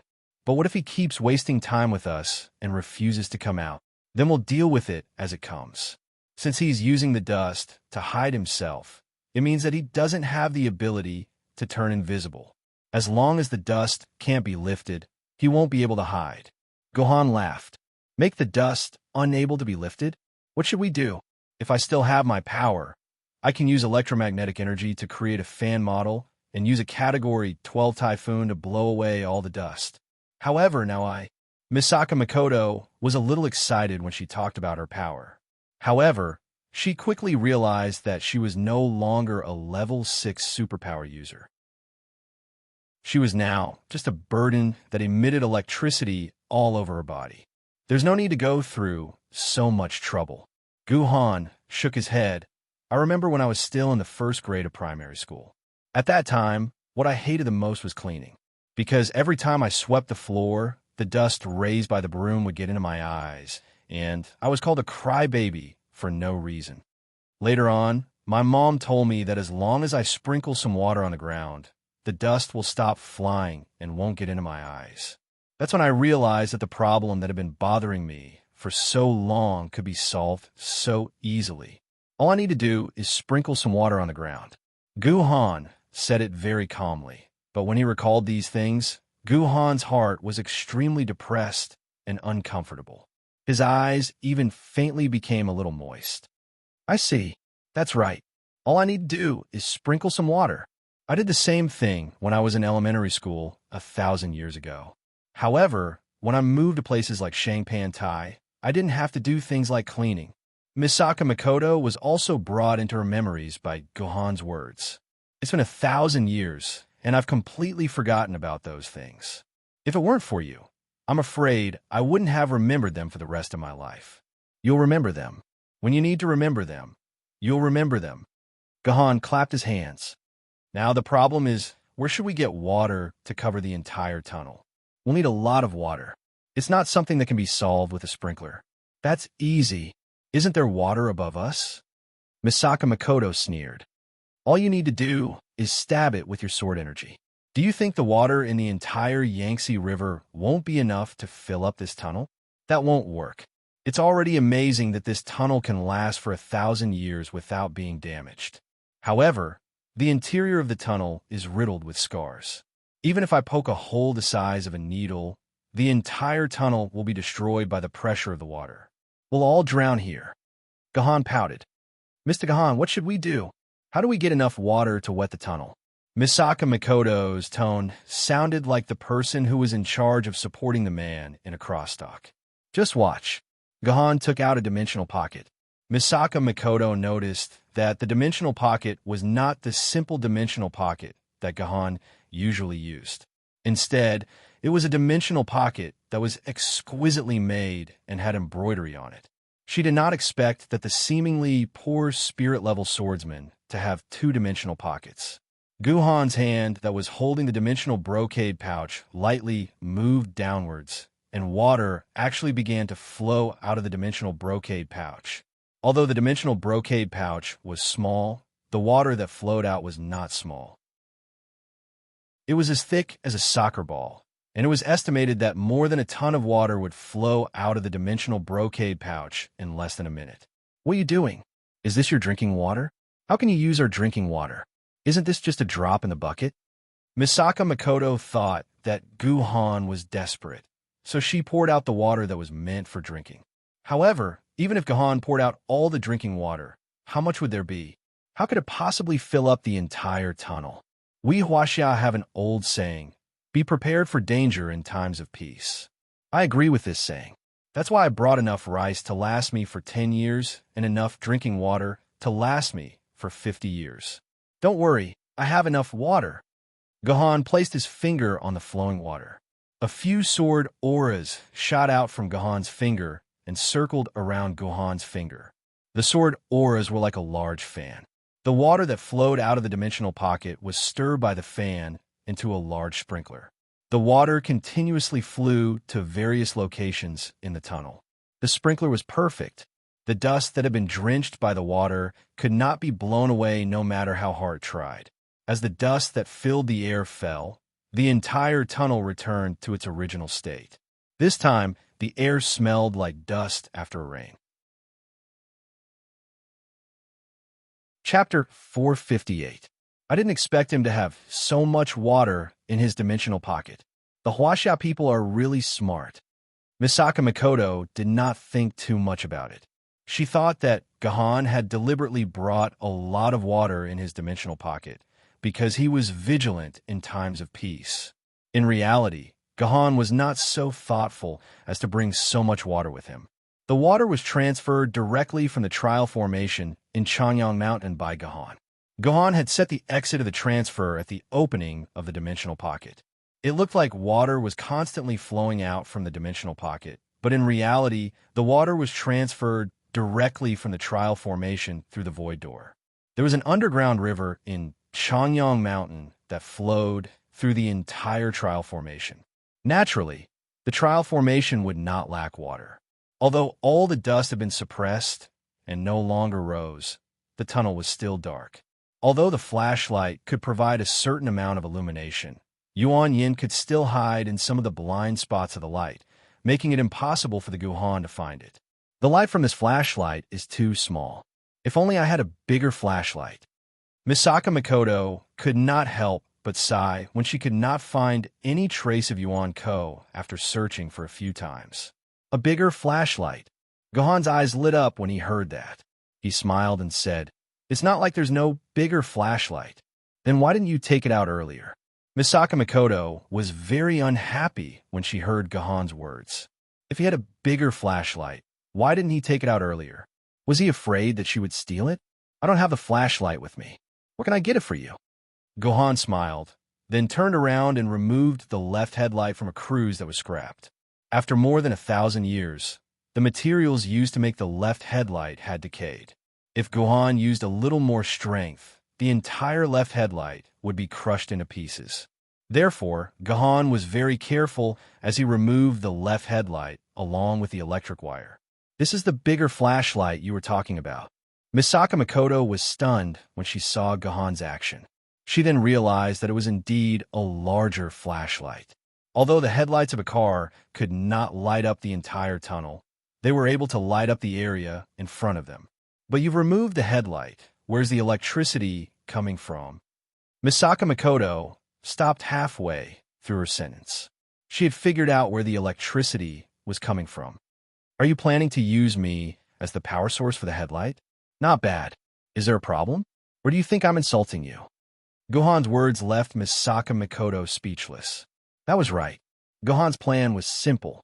He wanted to use Misaka Makoto's body as a power source. Misaka Makoto's body was constantly coated with electricity. That was the best battery. No, It's not like I've never been a power source for others before. Misaka Makoto seemed to have recalled an interesting memory. However, she quickly broke free from it and continued. But at that time, I could control the electricity in my body to supply the required voltage for the light bulb. But now I've lost control of the electricity on my body. It's hundreds or even thousands of volts everywhere. This headlight's operating voltage is 14.7 V. If the electric wire is connected to my body, I'm afraid the light bulb will explode. No, if I didn't return my high school physics to my teacher, the output voltage of a charged object like you is actually dependent on the distance between the positive and negative poles. In other words, it's the traditional upward step voltage. A physics genius hat suddenly appeared on Gohan's head. So, I only need to adjust the linear distance between the two wires in your skin to adjust the voltage. I'm not wrong, am I? P.S. Well, I'm not sure if everyone understands. I don't want to attend physics class. If you don't understand, just skip this part of the explanation. It won't affect the plot anyway. Of course, there's a big bug in this scientific explanation. I welcome all physics geniuses to complain about the author in the book review section. Just don't attack the author personally. As Gohan spoke, he picked up the two wires of the headlight and placed them together on Misaka Makoto's face. The distance between the two wires was only 2 to 3 millimeters. The reason why he placed it on Misaka Makoto's face was because the insulated swimsuit she was wearing was designed to completely block the lightning from passing through the raging thunder prison. Even her palms were wrapped in the swimsuit. The swimsuit came with a head cover. When it was used, every part of the user's body would be tightly wrapped without leaving a single gap.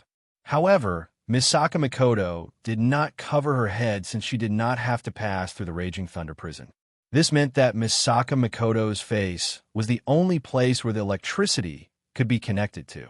The moment the two wires came into contact with Misaka Makoto's skin, something magical happened. The headlight that had been dimmed for 1,000 years lit up again. However, the light was not very bright. It was about the same as a table lamp. There's not enough voltage. Gohan immediately reacted.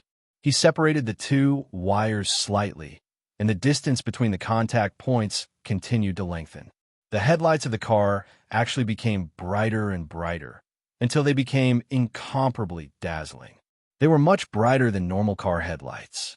The entire tunnel was illuminated by the headlights. It had not been this bright in the past 1,000 years. There was a sudden commotion in the tunnel. Gohan could hear the sound of something moving. Yuan Ko was frightened by the sudden light and was moving around frantically in an attempt to avoid the blinding light. It was not surprising. Yuan Ko had lived in the dark for decades, centuries, or even thousands of years. His eyes must have adapted to the absolute darkness. He was instinctively afraid of light. His eyes could not withstand such brightness. I found you. You can't escape. Gohan immediately passed the headlight to Misaka Makoto and said, "Keep the light on me, please." He leaped out and charged into the area where 3 cars were parked in a crisscross pattern. They blocked most of the light. Even with the bright headlight, it was still dark. F***CK. Misaka Makoto could not say anything. She could only listen to Gohan. She held the headlight in one hand and held the 2 wires to her face with the other. No matter how one looked at it, it was a stupid move. Misaka Makoto was crying in her heart. This experience would probably be recorded in her dark history for the rest of her life. As Gohan jumped into the darkness, he heard a series of crackling sounds. Then, a white blob escaped from the darkness. Gohan followed closely behind and began to chase after Yuan Ko. Misaka Makoto immediately used the car's headlights to chase after the Yuan Venom. The light from the car seemed to make the white flesh even more agitated. It moved even more crazily. Misaka Makoto finally saw the Yuan Venom's true colors. What kind of Yuan Ko is this? Misaka Makoto almost threw up her lunch the moment she saw it. Yuan Ko was described as a blob of white meat. In fact, he was a blob of white meat, or rather, he was made up of many blobs of white meat. If Misaka Makoto was not mistaken, the blobs of white meat that made up Yuan Ko were made up of human flesh. With just a glance, Misaka Makoto saw more than 10 navels, more than 10 arms and legs, and more than 10 human heads with different faces. This Yuan Ko had cut up human bodies and then kneaded them together as if they were minced meat to form his own body. He looked like the stitched monster in the Western demonic camp. However, in real life, he was many times more disgusting than the stitched monster. In other words, this Yuan Ko was closer to something like a Brother Gue and Ima. F***ck me.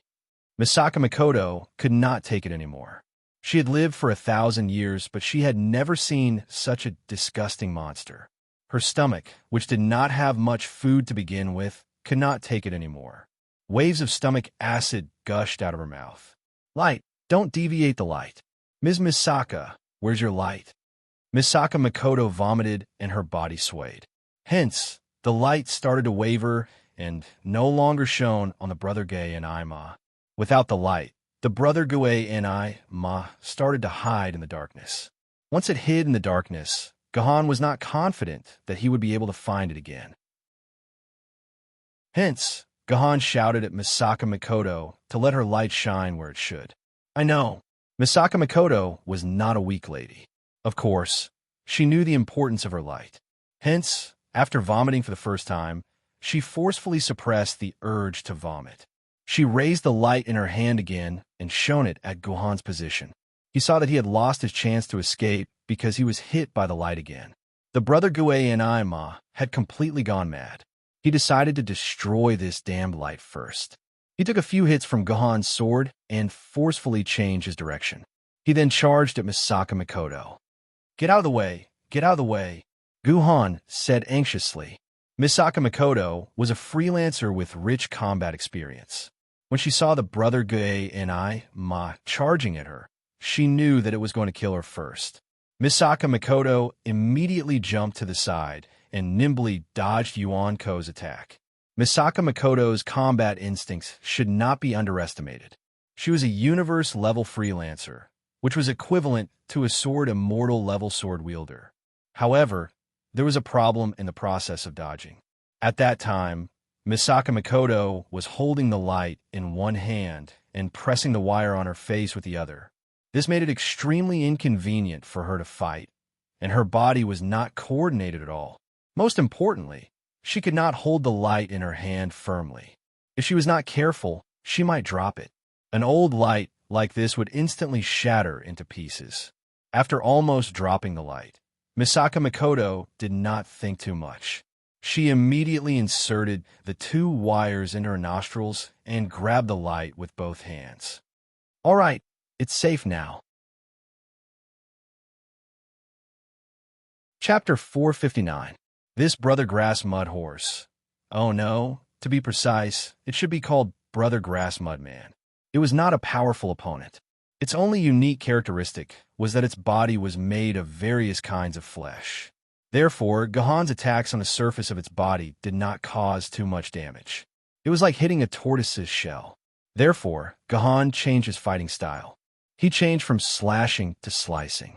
He did not aim to stab deep into its body. All he wanted was to slice off a piece of flesh from its body. Under the guidance of this line of thought, the human bodies that made up this Yuan Shun were all chopped down by Guhan. In the end, what was hidden inside was actually a giant rat about the size of a Chinese countryside dog. It was this rat that had gathered all these human bodies together and controlled them to fight. To put it more vividly, the body formed by these human bodies was like a mech, and this rat was the pilot of this mech. Once the pilot left his mecha, he would be a rat that could be killed with a single stomp. Moreover, the pilot was a rat to begin with. After its mecha was completely destroyed, the rat's first instinct was to crawl into the various wreckage and ruins to escape. However, it was sliced in half by the heavenly sword. A dimensional vortex appeared and sucked the rat into it. What kind of Yuan Ko is this? I've never seen such a disgusting Yuan Ko in my life. Misaka Makoto walked over with a lamp in her hand. This Brother Grass Mudman had really disgusted Misaka Makoto. I don't know. We humans don't have any information on this Yuan Ko. Guhan shook his head. He had used his personal terminal to scan this Yuan Ko when he was fighting just now. He did not find any information on him. This meant that this was a brand new Yuan Ko that humans had never seen before. Gohan looked around the battlefield and noticed that the limbs that he had chopped off were still on the ground. Moreover, they were rotting at a speed that was visible to the naked eye. Those that had bones were rotting until only bones were left, and those that did not had turned into a puddle of corpse water. This should be one of the members of the Yuan Ko that occupied half of Nanjing. It should be a zombie rat that gained the ability to control corpses after being infected. Therefore, these corpses were not brought over from another world, but the corpses of those who died in our world. Perhaps they were the victims of the great apocalypse from 1,000 years ago. After breaking free of Yuan Ko's control, they rapidly rotted away, Gohan guessed. No, you said that this group of zombies suddenly appeared in Nanjing a few hundred years ago. If that mouse is really a member of the zombies, how could it have the ability to get the corpses of the dead from 1,000 years ago? These corpses should be from the past few hundred years. Misaka Mikoto noticed the loophole in Gohan's words. Forget it. This has nothing to do with us. We should leave this tunnel as soon as possible. Gohan shook his head and looked at Misaka Mikoto's face. Then he saw the two wires that extended from the back of the headlamp connected to Misaka Mikoto's nostrils. It felt like Misaka Mikoto's nostrils were large and loose sockets. Gohan's face twitched. He forcefully held back his laughter and walked forward without looking back. He did not dare to look at Misaka Mikoto for too long. Otherwise, he would really laugh out loud. What's wrong? Is there something strange on my face? Misaka Mikoto touched her face and touched the two wires that were inserted into her nostrils. Instantly, her face turned red from her nostrils to her ears. She hurriedly pulled the two wires out of her nostrils. She was so angry that she wanted to throw the headlamp that had embarrassed her out of her face. However, just as she was about to throw it out, Misaka Mikoto stopped herself from doing so. She smiled bitterly and put the wires on her face. The headlamp was very useful in the tunnel. At the very least, she would not have to endure the unlucky darkness. She could not help Gohan much. If she could not even use the headlamp, she really did not know what use she would have. Perhaps it was due to the overturned bus blocking the road. The two sides of the tunnel were in two completely different states with the bus as the dividing line. At the end of Gohan's entrance, the cars were relatively sparse and not crowded. However, at the other end, the tunnel that was originally 6 lanes had been forcibly turned into 10 lanes. The traffic was densely packed. For the specific situation, one could refer to the large-scale traffic jams on the internet. Perhaps due to the apocalypse, everyone wanted to escape the city through the tunnel. As a result, the overturned bus caused the entire tunnel to be blocked. This blockage lasted for 1,000 years. The vehicles were very densely packed. It was very difficult for a person to pass between two vehicles. Gohan thought for a while and decided to walk over the top of the vehicles. This way, he would be able to pass through the tunnel much faster. However, the vehicles had long decayed. If someone were to walk over the top of the vehicles, it was very likely that they would break the roof of the vehicles. That was why Gohan reminded Misaka Mikoto to be gentle and quick with her movements. Unfortunately, Gohan had overestimated Misaka Mikoto. She had used up a lot of energy when she was evading Yuan Ko. Therefore, when she stepped on the roof of a BYD Tang, her body that had been deliberately lifting up sank. A hole instantly appeared on the roof of the BYD Tang, and Misaka Mikoto fell into the car. When Gohan noticed that the lights behind him had dimmed, he knew that something had happened to Misaka Mikoto. He jumped back onto the roof of the BYD Tang and got into the car. "Ms. Misaka, are you all right?" Gohan turned on the flashlight and saw that Misaka Mikoto had fallen between the front and back seats. Her face had landed on a pair of high heels. After 1,000 years, the soles of the high heels were not as glamorous as they used to be. They successfully left a long gash on Misaka Mikoto's face. Misaka Mikoto was disfigured this time. "My face." Misaka Mikoto got up and wiped her face. She realized that there was a gash on her face and her hand were covered in blood. "It's been more than 500 years. My face is disfigured again." Although her face was injured, which was very important to a woman, Misaka Makoto was still quite calm. She even laughed at herself. Gahan could not help but give Misaka Makoto a thumbs up for her attitude. Well, the reason why Misaka Makoto was in such a good mood was that she was a universe-level freelancer. As long as she regained her strength, the wound would heal in a matter of seconds. There was no need to worry about scabs forming. It was not a big deal. All she needed to do was to clean it up a little. However, when she got up, Misaka Makoto suddenly let out a hump shyly. Gahan was stunned. He looked to the side and realized that there was an even more interesting scene in the back seat. There was a pair of very unique skeletons in the back seat. One of the skeletons was lying on half of the sofa. The skull was leaning against the car door, and the leg bones were clearly divided into the shape of an M. One of her feet was leaning against the seat with a high heel hanging from it. It seemed to be the sister of the high heel that stabbed Misaka Makoto. The other foot was outside the seat. Since the sole of the foot was not supported, the seat had fallen off. Hence, the other high heel had fallen to the ground. On this skeleton's pelvis, there was another skeleton's skull stuck to it. This skeleton was half kneeling on the ground, its two hands grabbing onto the leg bones of the other skeleton, like a diligent gardener. Looking at this scene, Gohan's mind instantly imagined a couple having sex in the back seat of the car. It was rare for the couple to grab onto the woman's legs and spread them apart. Then, they would bury their head between them and lick each other. No wonder Misaka Makoto would let out a hump shyly when she saw this. However, Misaka Makoto's imagination was a little too good. She could even imagine a skeleton to the extent of blushing. By the way, it was worth mentioning that there was a small part of the woman's leg bones that was left with black stockings. It could be considered the temptation of the black stockings of death. However, it seemed that the couple had done this in the back seat after they were stuck in a traffic jam. Under normal circumstances, no one would be interested in doing something like this when they were on the run. He probably realized that he had no hope of surviving, so he wanted to have a good time before he died. Moreover, they suddenly died in the middle of a fierce battle. Looking at the large number of cars around them, other than the overturned bus, almost all the cars were intact. In other words, the cars were not damaged at all. These humans must have died silently. What kind of person was Yuan Ko? What kind of attack could kill so many humans without damaging the cars? Would Yuan Ko still be in Yinjing City? These were all questions that Gahan needed to think about. Let's go. Gahan, who had a bad feeling about this, knew that Misaka Makoto was feeling awkward.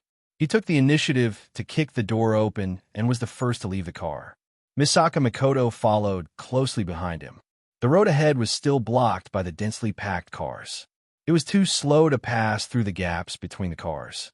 Gahan did not want to use his sword energy to destroy the cars and disturb the victims who were sleeping in the cars.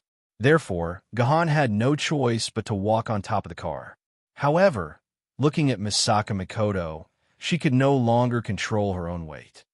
"Ms. Misaka, I'm sorry," Gahan suddenly said to Misaka Makoto. Before Misaka Makoto could react, Gahan had already carried her in a princess carry. She did not even have the chance to protest, as Gahan jumped onto the roof of another car. Like a frog, he jumped from car to car and moved quickly in the tunnel. Although he was carrying Misaka Makoto, Gahan was still able to jump over the car like a feather. His speed was much faster than carrying Misaka Makoto. In less than 10 minutes, Gahan saw a silver ray of light shining down from above. Gahan knew that he had finally reached the end of the tunnel. He had crossed the Yangtze River. Chapter 460. Come in, this is my home. I haven't cleaned it for more than 20 days. It's a little messy. Song Yifei stuck out his tongue and opened the door that he had not opened for more than 20 days.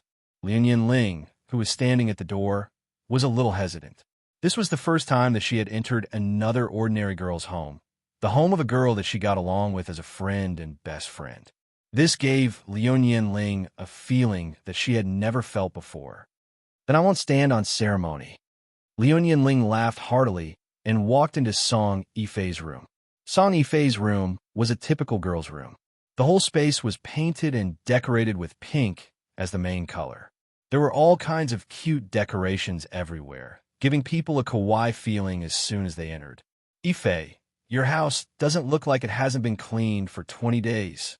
Liu Ling touched the table and found that it was spotless. This was definitely not the appearance of a room that had been left uncleaned for 20 days. Then my mother has been here. Song Yifei also found that his house was very clean.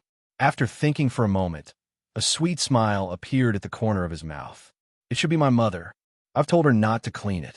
I'll clean it myself when I come back, but she just won't listen. If I knew this earlier, I wouldn't have given her the door key. Ife, your mother is so nice.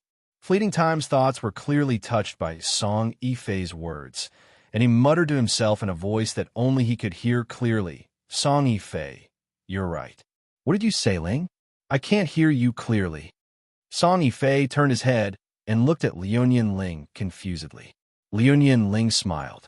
Nothing. I'm just curious why your mother doesn't live with you. I heard that after ordinary people become sword bearers, they will move their family to the house in the core area to live. Why doesn't your mother live in your new home? TSK. She's stubborn. No matter how I persuade her, she won't move in. What can I do? Speaking of this topic, Song Yifei couldn't help complaining. She just can't let go of the small hospital she works in. She said that it takes an hour to go to work from the core area to the hospital. Why does she want to waste an hour on the way to work? I've already told her that I have a friend at the core area's medical service center. The director is also my teacher. My mother can come to the medical service center here anytime she wants. It's just a short distance away, but she refused to come. Why? Don't tell me the working conditions in the medical service center of the core region aren't good? Are you too busy with work? Liu Ling asked curiously. How could it be bad? How could it be busy? Song Yifei stuck out his tongue. When I worked at the medical service center, I spent 2/3 of my time sleeping. The only time I went to work was when I met Guhan, the unlucky guy. No wonder the conditions there were not good. Then why? Liu Ling was even more confused. There's no reason. It's just that it's too good and too free. Song Yifei sighed.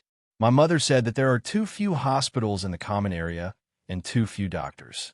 Every day, there are many patients who can't get treatment in time, and many die because of it.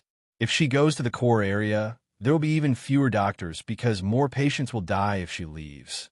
She thinks that if she leaves the hospital in the common area, all the patients who die will be her fault, so she will never leave the common area. She's really a great mother and a great doctor. Ife, I admire your mother very much. She's also a hero. Liu Ling couldn't help but respect Song Yifei after hearing his words. Whatever. Anyway, heroes in this world never have good endings. Song Yifei shook his head. Forget it. Let's not think about it anymore. Ling, let me show you your room. Every room of mine is decorated according to the world's cutest standards. You'll definitely like it. The door of Song Yifei's room was opened again. Song Yifei walked out of the room with a few bags of garbage. Although her mother took away a lot of garbage when she helped her to clean up, she was a girl and could always clean up a lot of garbage if she wanted to. Fortunately, throwing garbage was not a laborious thing. As long as she threw it into the garbage pipe at the door, the garbage would be automatically transported to the garbage disposal station for treatment. Song Yifei didn't have to worry about it at all. Song Yifei threw the garbage into the pipe and was about to go home, but he heard a surprised voice behind him. Master Yifei, you're back. Song Yifei's body trembled. Then he closed the door that was originally open. Turning around, he saw Wen Meiyun with a surprised face. She was carrying big and small bags of things, and it seemed that she had just bought some toys. You're the maid of Guhan's family, Song Yifei said hesitantly. Yes, Master Yifei. I'm the exclusive maid of Master Guhan. I wish Master Yifei good health. Wen Meiyun first bowed, then her whole body quivered, and she was so excited that she was about to open the door of her room. Look at me. Since Master Yifei is back, then Master must be back too. The house is still a mess. I have to hurry and clean it up. Don't be so excited. Guhan hasn't come back yet. Song Yifei hesitated for a moment, but still took the initiative to say, Did Master go to the Swordbearer's Service Center? That's good. I still have time to clean up the house. When Mayun breathed a sigh of relief. It would be best if Gahan came back later. She had to clean up the house beautifully, so that she could be worthy of her master's care. No, he's not at the Swordbearer's Service Center. Song Yifei patted Wen Meiyun's back. Gohan hasn't returned to Yuzhong City yet. You don't have to be so anxious. Didn't Master set off for the mission with you? Shouldn't he be coming back with you? Wen Meiyun shuddered, her whole body instantly filled with fear. Could it be that Master? For the exclusive maids of the Swordbearers, every time the Swordbearers left the city on a mission, it was a torment because their master might never return. As exclusive maids, countless maids happily waited for their master to return every day, but all they got was a piece of grievous news. Regardless of whether the maids and the Swordbearers had feelings for each other, the death of their master was an extremely tragic thing for the maids. If the maids had the master's flesh and blood, it was still all right, and the Swordbearers would receive a monthly maintenance fee for the maids to raise the master's bloodline. However, if there was no bloodline, the maids would become useless. They would either be chased out of the core area and return to a normal life, or they would be sent back to the maid service center. If they were young, they could still find another master, but if they were old and no one wanted them anymore, they could only wait for death in the maid service center, living the life of a walking corpse. Therefore, when Meiyin heard from Song Yifei that Gahan hadn't returned to Yuzhong City, her first reaction was that Gahan had met with danger during the mission and had unfortunately passed away. Gahan had gone on a mission with Song Yifei, but Song Yifei had returned, but Gahan hadn't. Didn't that mean that he was dead? When Meiyun was already old. Although she was still attractive, it was almost impossible for her to meet a man as considerate as Gahan in this lifetime. There was also her Xiaoya. Without her status as the exclusive maid of the Swordbearers, she didn't even have the spare energy to take care of Xiaoya. Therefore, when Meiyun was in a state of extreme fear, she was afraid to hear the news that Gahan had died in battle. Don't think too much. Gahan is fine now.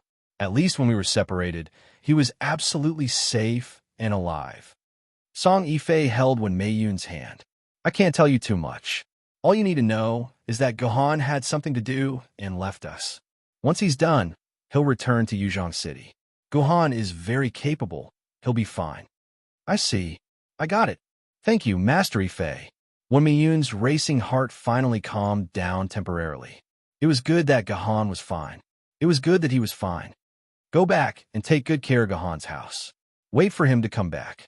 Song Yifei thought for a moment and added, Yuzhong City may be under attack soon. You have to be prepared. Once you hear the alarm, go to the underground shelter immediately. The deeper the shelter, the better. Do you understand? Is the great invasion really coming? When Meiyun's hand trembled again. Didn't the TV say that the attack has been stopped and that it won't reach Yuzhong City?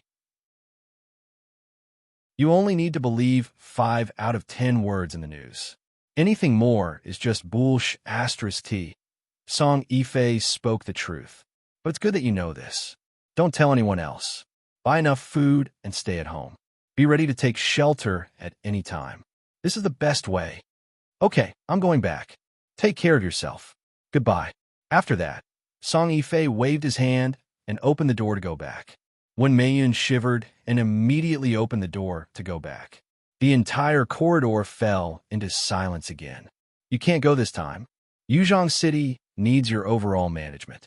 If you go, the whole city will be in chaos. Let me go this time, Liu Lei said firmly to Zhu Wudao in the meeting room of the Sword Committee. After a thorough discussion, Zhu Wudao finally decided to send the most elite investigation team to infiltrate the Miling Mountain Range to investigate whether things were really like what Liu Ling had brought back. Yuan Ko was trying to mine the Emperor Seed dimensional crystals in the Miling Mountain Range and activate the creation divinity to destroy the whole of Yuzhong City. This was a very dangerous mission, in a place where Yuan Ko had gathered in large numbers. Sending ordinary swordbearers to investigate would be suicidal. Therefore, Zhu Wudao decided to send an immortal sword-bearer to personally lead the team. This was the only way to bring back the news. There were only 2 immortal sword-bearers in Yuzhong City. The immortal sword-bearers who would lead the team could only be Zhu Wudao and Lu Lei. After the decision was made, Lu Lei's first request was for him to lead the team. However, Zhu Wudao rejected him. This time, Zhu Wudao had to do it himself. Because you are the Sword Pavilion Master. Zhu Wudao snorted. Have you forgotten the rules of the previous Sword Pavilion Masters? You're not allowed to leave the city for more than an hour, and you're not allowed to leave the Sword Pavilion for more than 5 hours. Your task is to protect the Sword Pavilion of Yuzhong City. Apart from that, you don't have to do anything else. Don't try to use the rules of the Sword Pavilion to pressure me, Lu Lei said agitatedly. My ranking on the Immortal Sword leaderboard is higher than yours, and I am stronger than you. I, the Cloudy Sword Immortal, should lead the team. Why don't you let me go? Old man, don't forget that you are holding the lifeblood of the whole of Yuzhong City in your hands. Zhu Wudao yelled at Lu Lei. Everyone in Yuzhong City, including me, will die. It doesn't matter. As long as the Sword Pavilion is here, Yuzhong City can be rebuilt. But if the Sword Pavilion is finished, even if everyone in Yuzhong City survives, Yuzhong City will still be completely destroyed. As the Sword Pavilion Master, you know the pros and cons of this better than I do. Think about it yourself. Zhu Wudao kicked the table and disappeared from the conference room, leaving a speechless Lu Lei sighing at the empty sky. Chapter 461.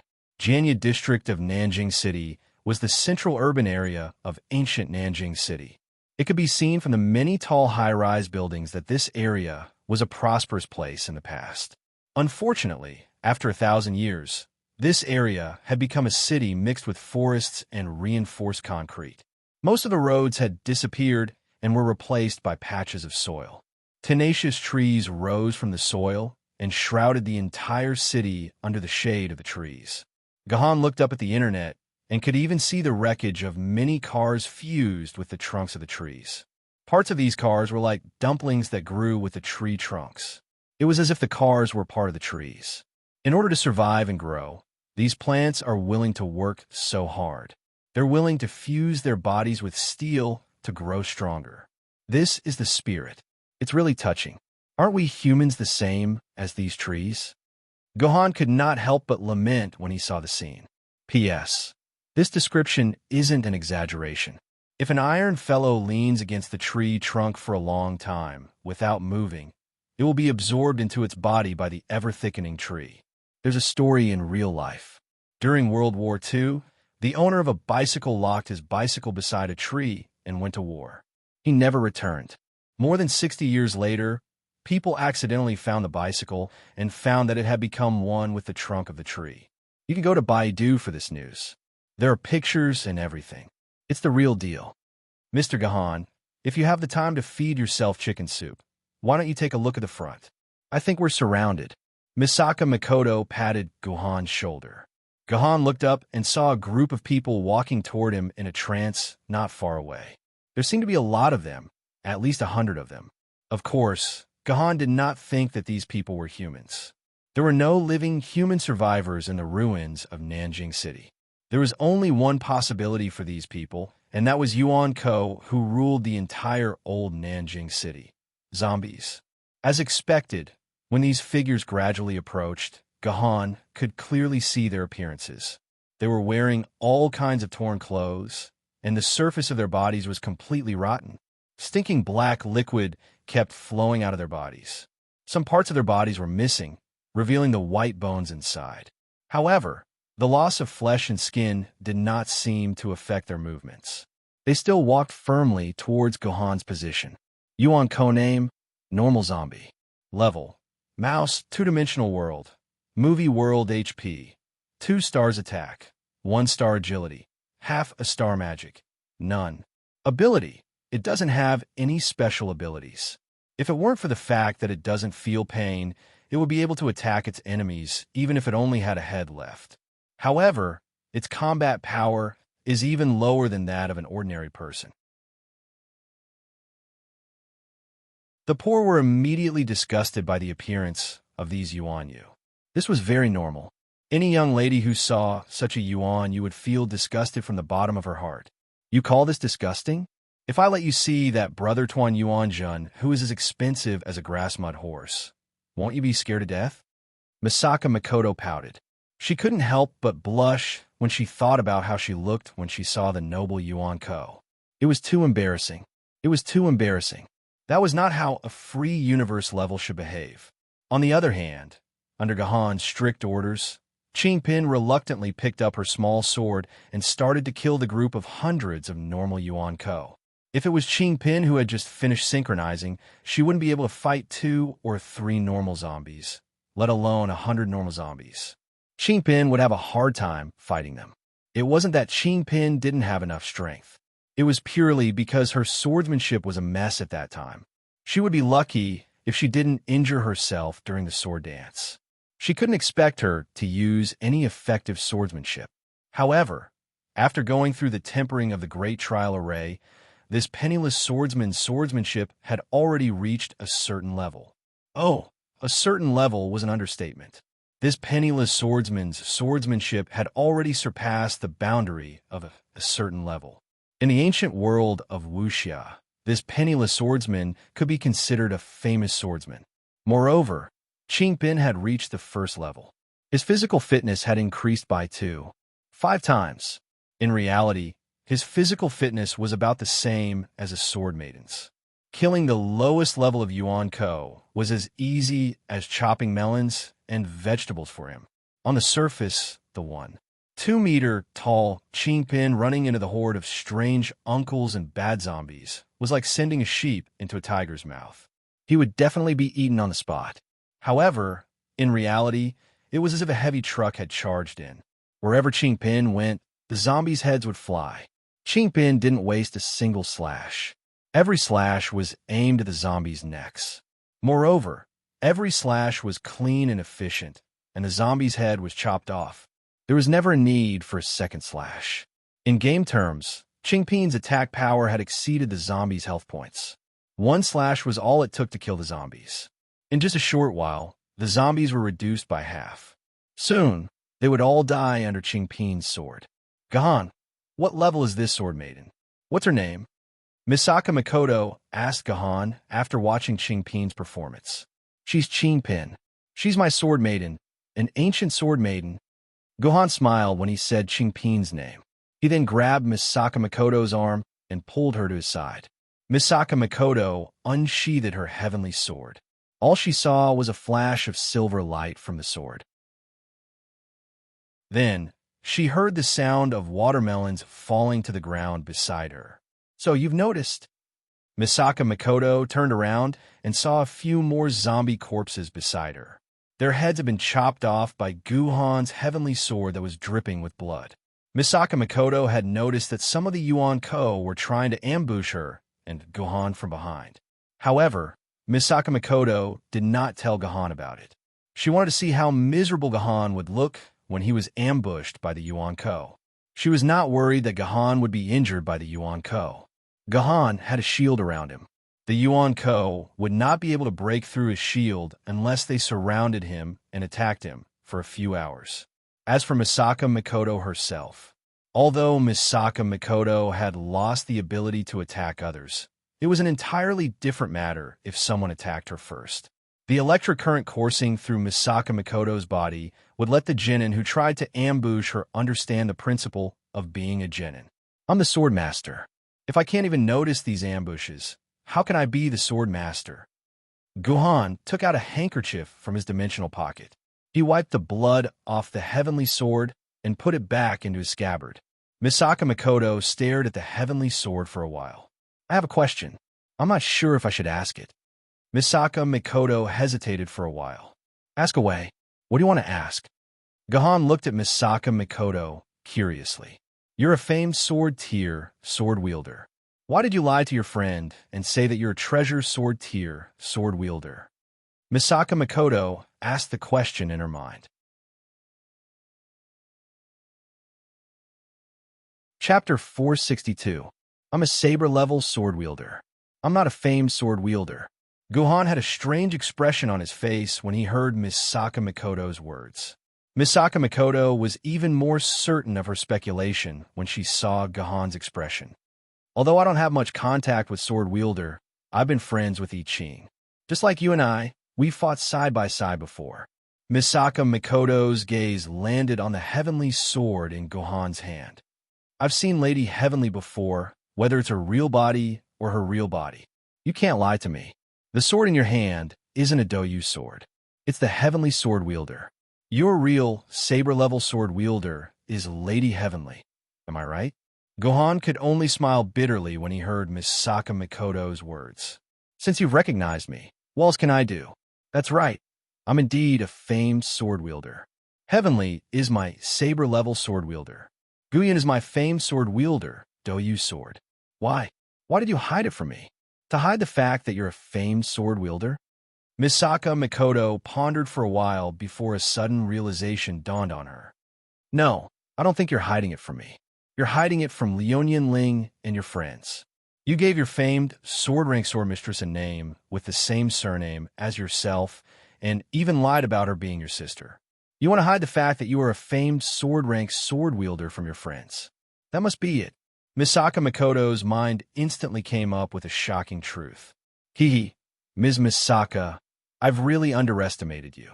I didn't expect you to be able to guess everything. Gohan let out a long sigh and bowed deeply to Misaka Makoto. He begged sincerely, Ms. Misaka, I hope that you can help me hide the fact that I'm a famed sword-level sword wielder. Please, I'm begging you. I came all the way to Nanjing City to save you. I need an explanation. Misaka Makoto stared into Gohan's eyes. Although this is an internal matter between you humans, and I have no right to interfere, I don't want to fight with a liar. Please give me an explanation. All right, I'll tell you. Gohan raised his head and looked at the sky. You're right. In fact, I've been a famed swordsman for a long time. The Doyu sword is my famed sword mistress. They've always thought that I'm just a sword wielder of the sword grade, and that Guiyun is my biological sister. You're saying that Doyu is your sister? Why? Why did you hide it from them? Can't you just tell them? Won't they be happy that you're a famed sword-level sword wielder? Misaka Makoto asked. I'm not trying to hide my identity as a famed sword-level sword wielder, and I'm not trying to make her my sister's identity either. It's because the Doyu sword's identity is too special. Gohan took out the Doyu sword again and released her into Gu Yun's body. Brother, I'm sorry. Little Yun has caused you trouble. Brother, you've worked too hard to hide little Yun's identity. Gu Yun threw herself into Gohan's arms as soon as she was released. She sobbed silently. Gohan had to give Gu Yun 100 marks for her eyes. Ms. Misaka, you know a lot about sword mistresses. Look at little Yun. Do you think she's a natural sword mistress or a man-made one? Gohan suddenly asked. Is it that hard to answer? Anyone can see that Doyu is a natural sword mistress with her own soul. She's not like the machine-like sword mistress that you guys created. Misaka Makoto answered casually. Misaka Makoto replied casually. However, she soon realized something and her jaw dropped. Are you trying to tell me that she's actually a man-made blade master in Doyu? That's right. Gu Yun, or Doyu, is a man-made sword mistress. Gohan said helplessly. If word gets out that Gu Yun is a man-made sword mistress, we humans will definitely capture her and lock her up in a laboratory. We'll figure out how Gu Yun has her own soul, even though she's a man-made sword mistress. If all man-made sword mistresses have their own souls, the strength of humans will increase tremendously. As the leader of humans, it's an irresistible temptation. However, Gu Yun will be treated inhumanely as a test subject. She might even become their toy. They will dismantle her, assemble her, or even disassemble her. However, I don't think Ms. Misaka can understand the pain she's going through. Gohan said in a sorrowful tone. At the same time, Gu Yun began to cry as well. Gohan did not know that what he said was like a knife stabbing deep into Misaka Makoto's heart. Who says I don't know the pain that Gu Yun has to go through? How do you know that it hasn't happened to me before? Misaka Makoto cried out of the blue. Then, she and Gohan fell into a state of grief. Ms. Misaka, have you gone through the same thing as Gu Yun? Are there people who dare to take your family, friends, or even your sister for research and disassembly? Gohan asked. Let's not talk about the past. Misaka Makoto shook her head and nodded. She looked at Gohan as if they were in the same boat. I know your pain. Don't worry. I'll keep this a secret for you. I won't tell anyone that Gu Yun is a sword mistress in front of any human, Yuan Ko, or any freelancer. Gu Yun is just your sister, that's all. Thank you, Ms. Misaka. Gohan held Misaka Makoto's hand tightly and sighed in his heart. Finally, this matter is over.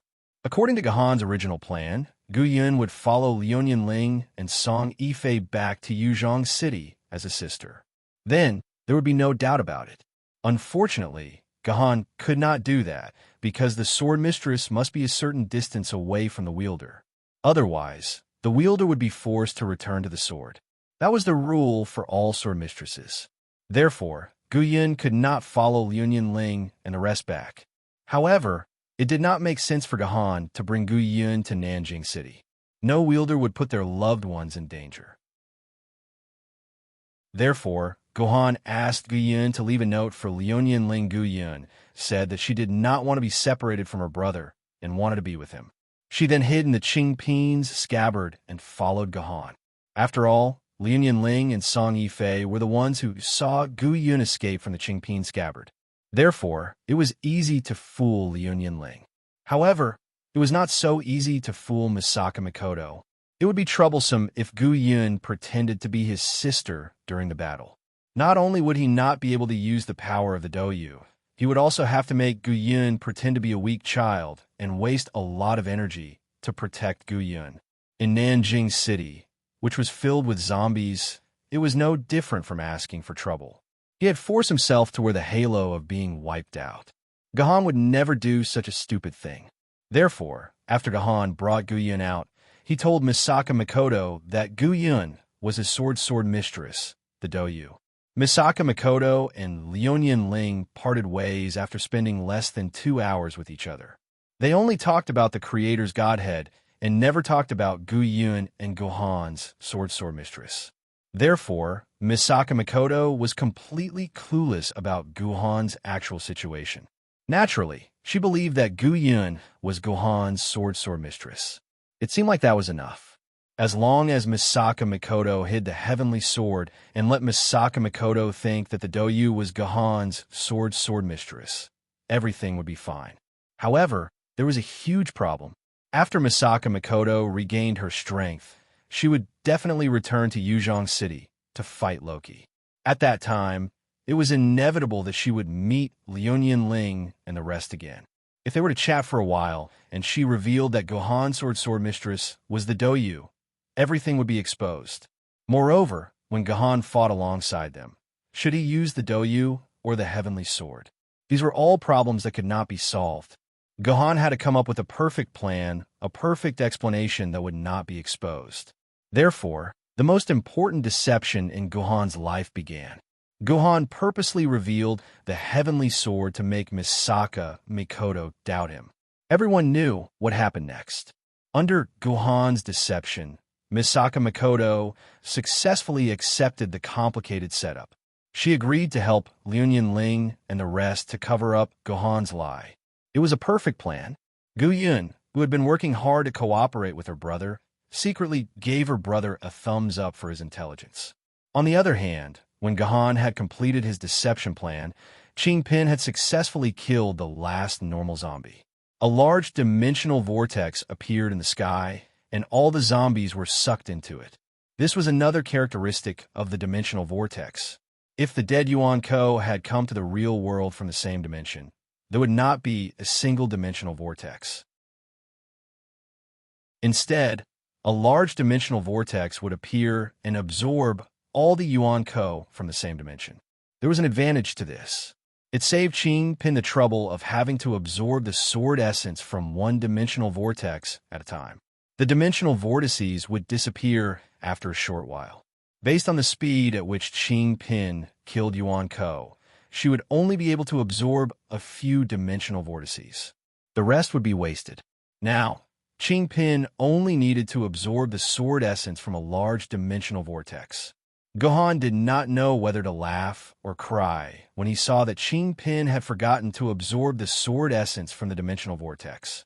If it were not for Gohan's reminder to Pin, the 100 or so Yuan Ko sword essence would have been wasted. One should not underestimate these sword essences. The sword essences of 100 mouse-level Yuan Ko added together would be around 200 to 300 quarks. All right, Pin, Ms. Misaka, let's catch, Gohan said as he picked up Pin. However, as soon as Pin touched Gohan, he felt that something was wrong. What's going on? Why was Xiao in Gohan's hands so naked, as if he wasn't wearing any clothes? Gohan lowered his head to take a look. Goodness gracious, Popper had unknowingly taken off all his clothes. He had even taken off his underwear. Chapter 463. Pin, what are you doing? Gohan hurriedly took out his big shirt from his dimensional pocket and covered Pin with it. Although there should be no one else around except for Yuan Ko, Gohan still felt like his precious thing was seen by others. The clothes are stained with strange things. It's so disgusting. Pin doesn't want to wear it. Pin wants to take a bath. Pin waved his two small arms and said. Gohan then understood that it was probably because when Pin killed Yuan Ko's blood stained his clothes, so he felt disgusted. However, as these Yuan Ko corpses were absorbed by the dimensional vortex, the blood that belonged to Yuan Ko should have disappeared with them. According to the rules of the dimensional vortex, anything that Yuan Ko brought from that world must return to that world with him after his death, and blood was no exception.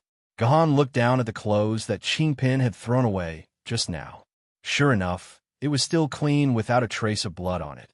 But even so, a normal person would probably not be willing to wear these clothes. Hey, Gu Yun, who saw all this, stuck her tongue out at Pin. Shameless, shameless, taking off your clothes. Shameless. Pin's body is sh*T from Gohan's stomach. What's the big deal about letting Gohan take a look?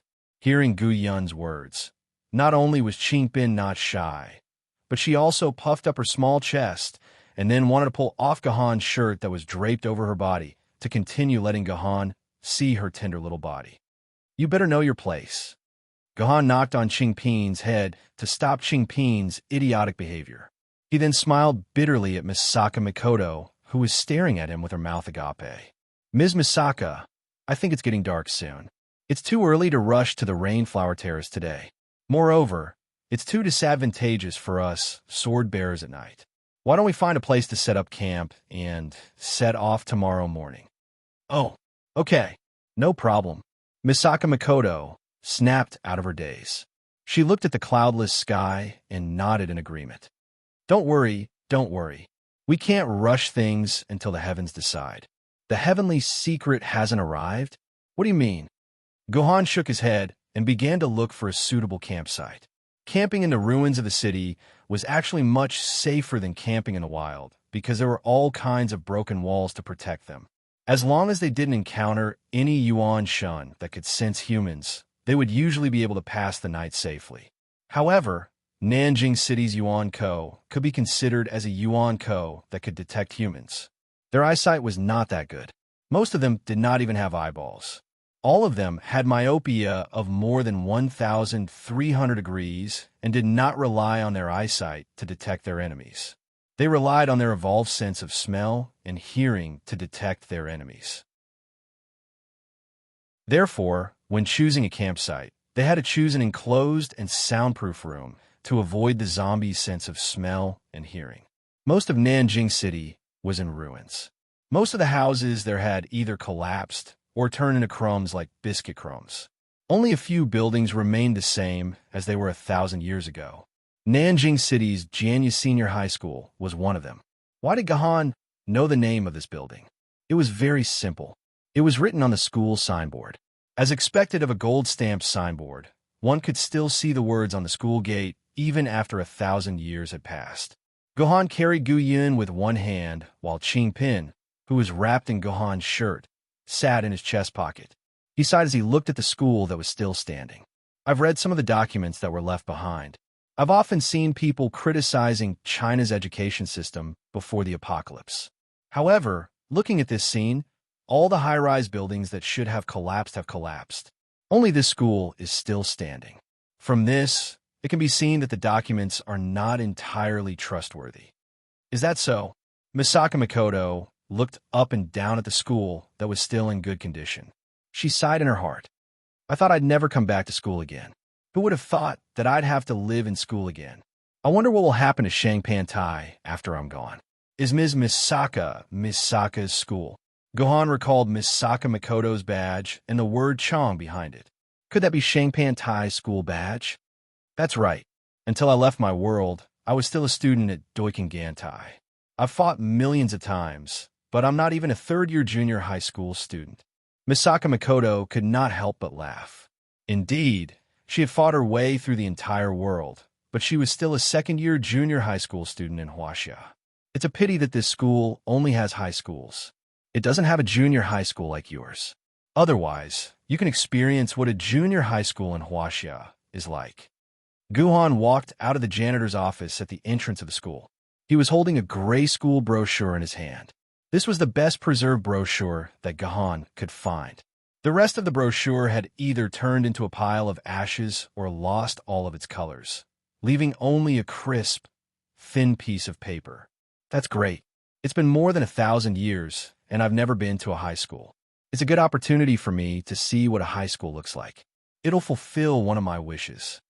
Misaka Makoto said expectantly. It was obvious that she was speaking from the bottom of her heart.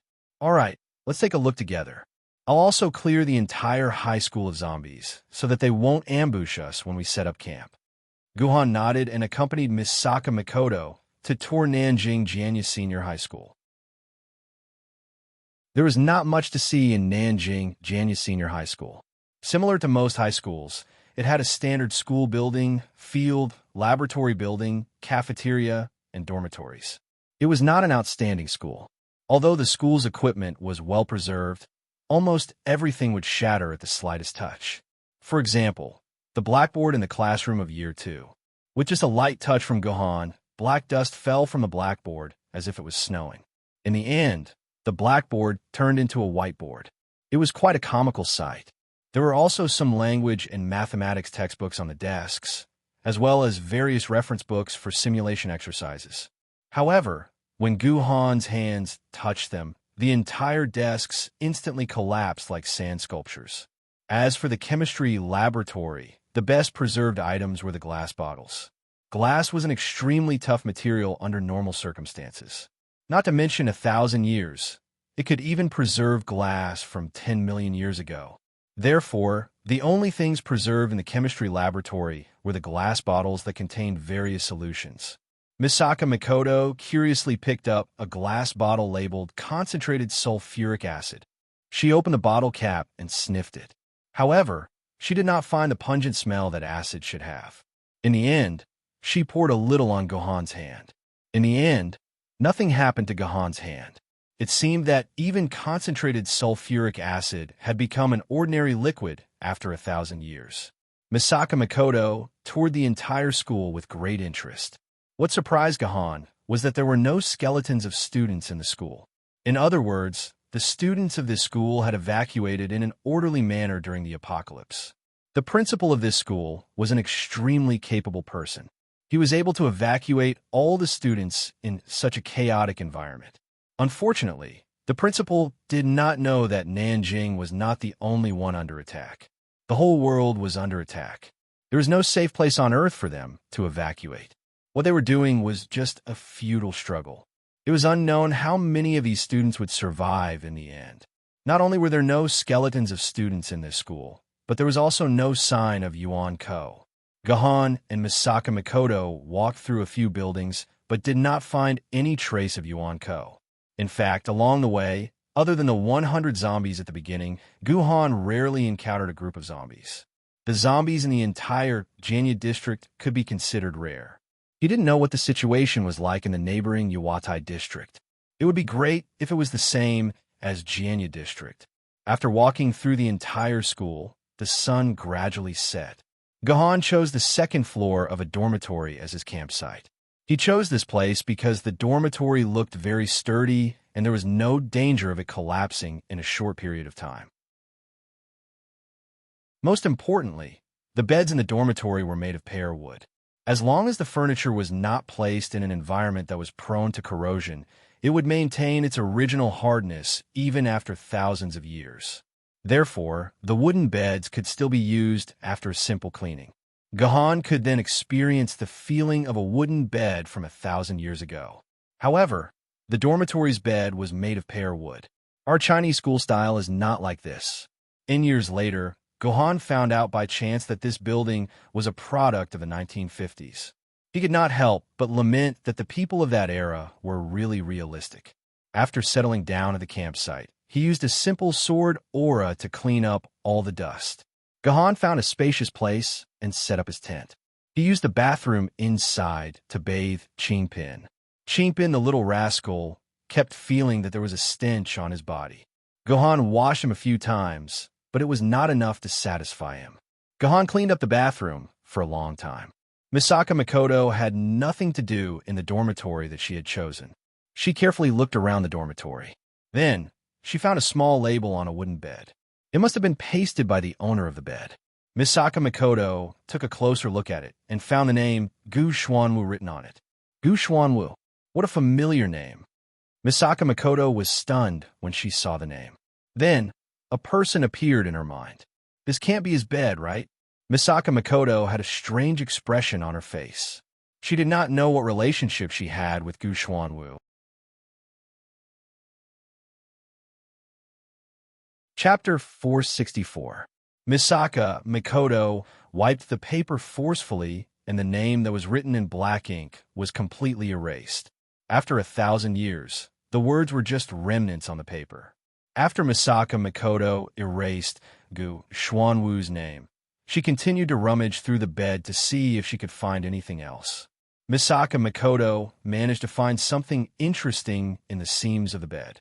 This was a full-color book, and it seemed to be made of high-quality double-sided copperplate paper. Each page was about 2 millimeters thick in his hand.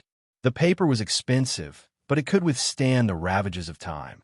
For example, now that 1,000 years had passed, the cover of the book was still bright in color, as if it had just been produced. Why does the person on the cover look so familiar?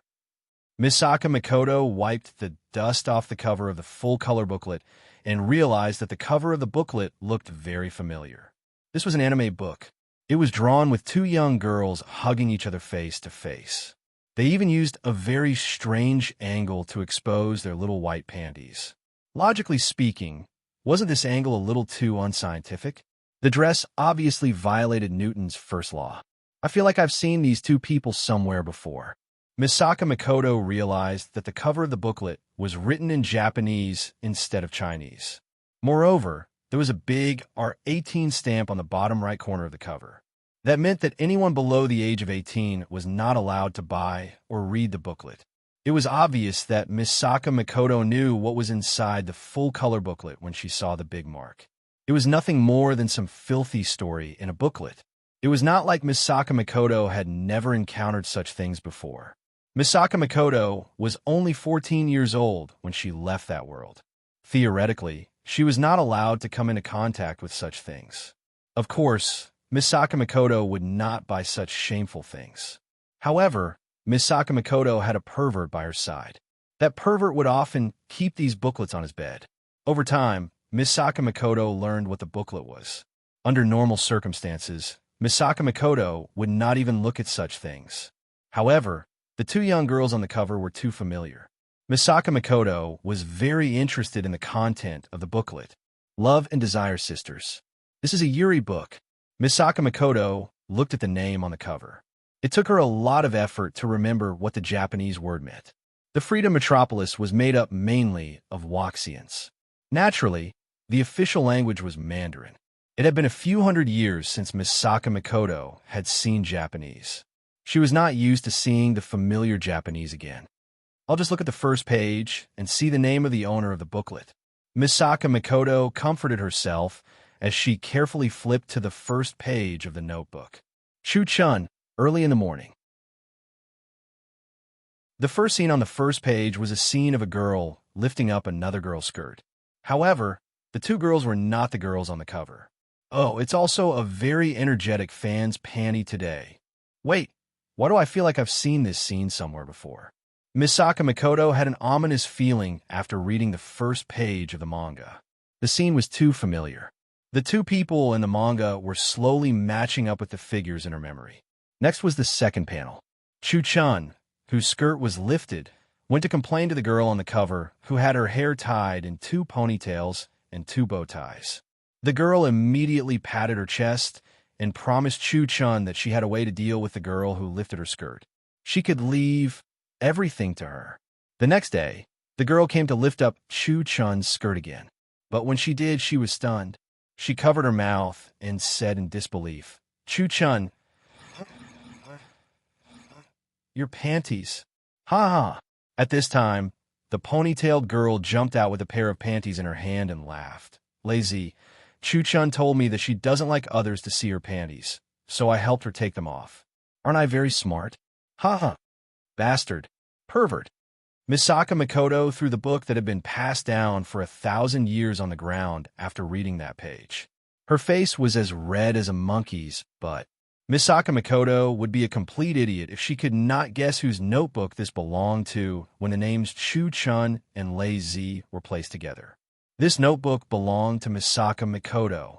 She was actually reading her own notebook. Oh my god. Misaka Makoto was so embarrassed that she was about to collapse. Misaka Makoto felt that the characters on the cover looked familiar at first due to the childish style of the manga, and the fact that Misaka Makoto had subconsciously excluded herself from it. She did not expect it to be her. Now, that Chu-chan and Tears names have been pointed out, if Misaka Makoto still could not tell that the two young girls on the cover were her and Kuriko, then Misaka Makoto would. Sorry, Misaka Makoto did not know how to describe her feelings. What should she do to express herself? I'm going to tear this book apart. This book must not be left in this world. After Misaka Makoto threw the book away, she immediately picked it up again. She planned to dismember it and find a place to burn it. From then on, she would get rid of the evidence. However, when Misaka Makoto picked up the book, she could not help but stop herself from tearing it apart. She had only read one page, and there were at least 10 more pages at the end of the book. What was the plot after that? She did not appear on the first page. It seemed that this was most likely Chu-chan, Tears, and Kuriko's book. I'm looking at my friends' books for their own good. Misaka Makoto persuaded herself as she slowly opened the second page of the book with trembling hands. Misaka Makoto was too naive. Or rather, she was deceiving herself. Think about it. Which of the Super Electromagnetic Guns books did not have sister canon in their guild? Moreover, Misaka Makoto was clearly drawn on the cover of the book. As expected, the plot on the second page took a 180-degree turn. Misaka Makoto appeared on the screen with her hands cuffed.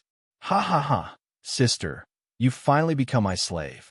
I'm going to have you today. Are you kidding me? How could I possibly be cuffed by a pair of handcuffs? I'm a level 5 super electromagnetic gun. Just a little bit of electricity can destroy these handcuffs. Does this author have any basic scientific knowledge? Misaka Makoto could not help but complain when she saw the plot. However, Kuriko took the initiative to explain. It turned out that it was a solar storm, an alignment of the 9 stars, and a series of strange coincidences that led to the day when all the people with superpowers lost their superpowers.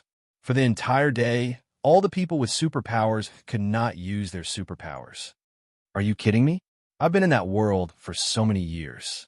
Why haven't I heard of such a strange day? Misaka Makoto continued to complain. Unfortunately, her complaints did not change anything. The plot of the book progressed quickly.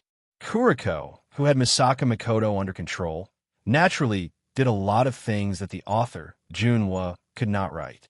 Logically speaking, when Misaka Makoto saw herself naked on the book, she should have torn the book to shreds.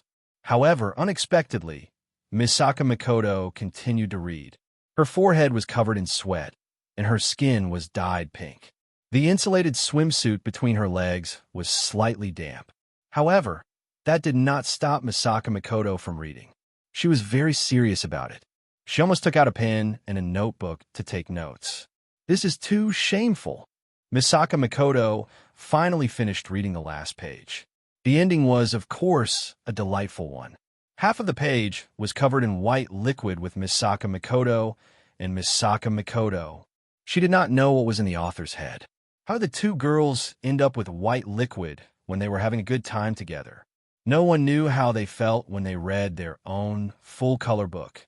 However, they had reason to believe that Misaka Makoto knew how it felt from that day onwards. This filthy thing. Misaka Makoto was a typical person who scolded the chef after eating and scolded the author after reading the book. This filthy thing shouldn't exist in this world. I'm going to destroy it completely. Misaka Makoto carefully poked her head out and looked at her surroundings. When she realized that there was nothing out of the ordinary, she immediately prepared to tear the book to shreds. However, at that moment, the sound of Gahan's footsteps and Qingpin's childish voice could be heard coming from the door.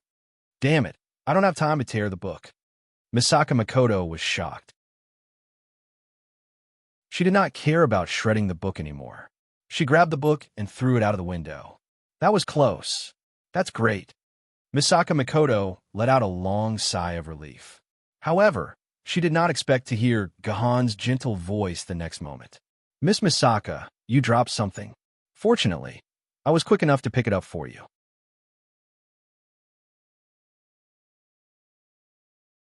Chapter 465.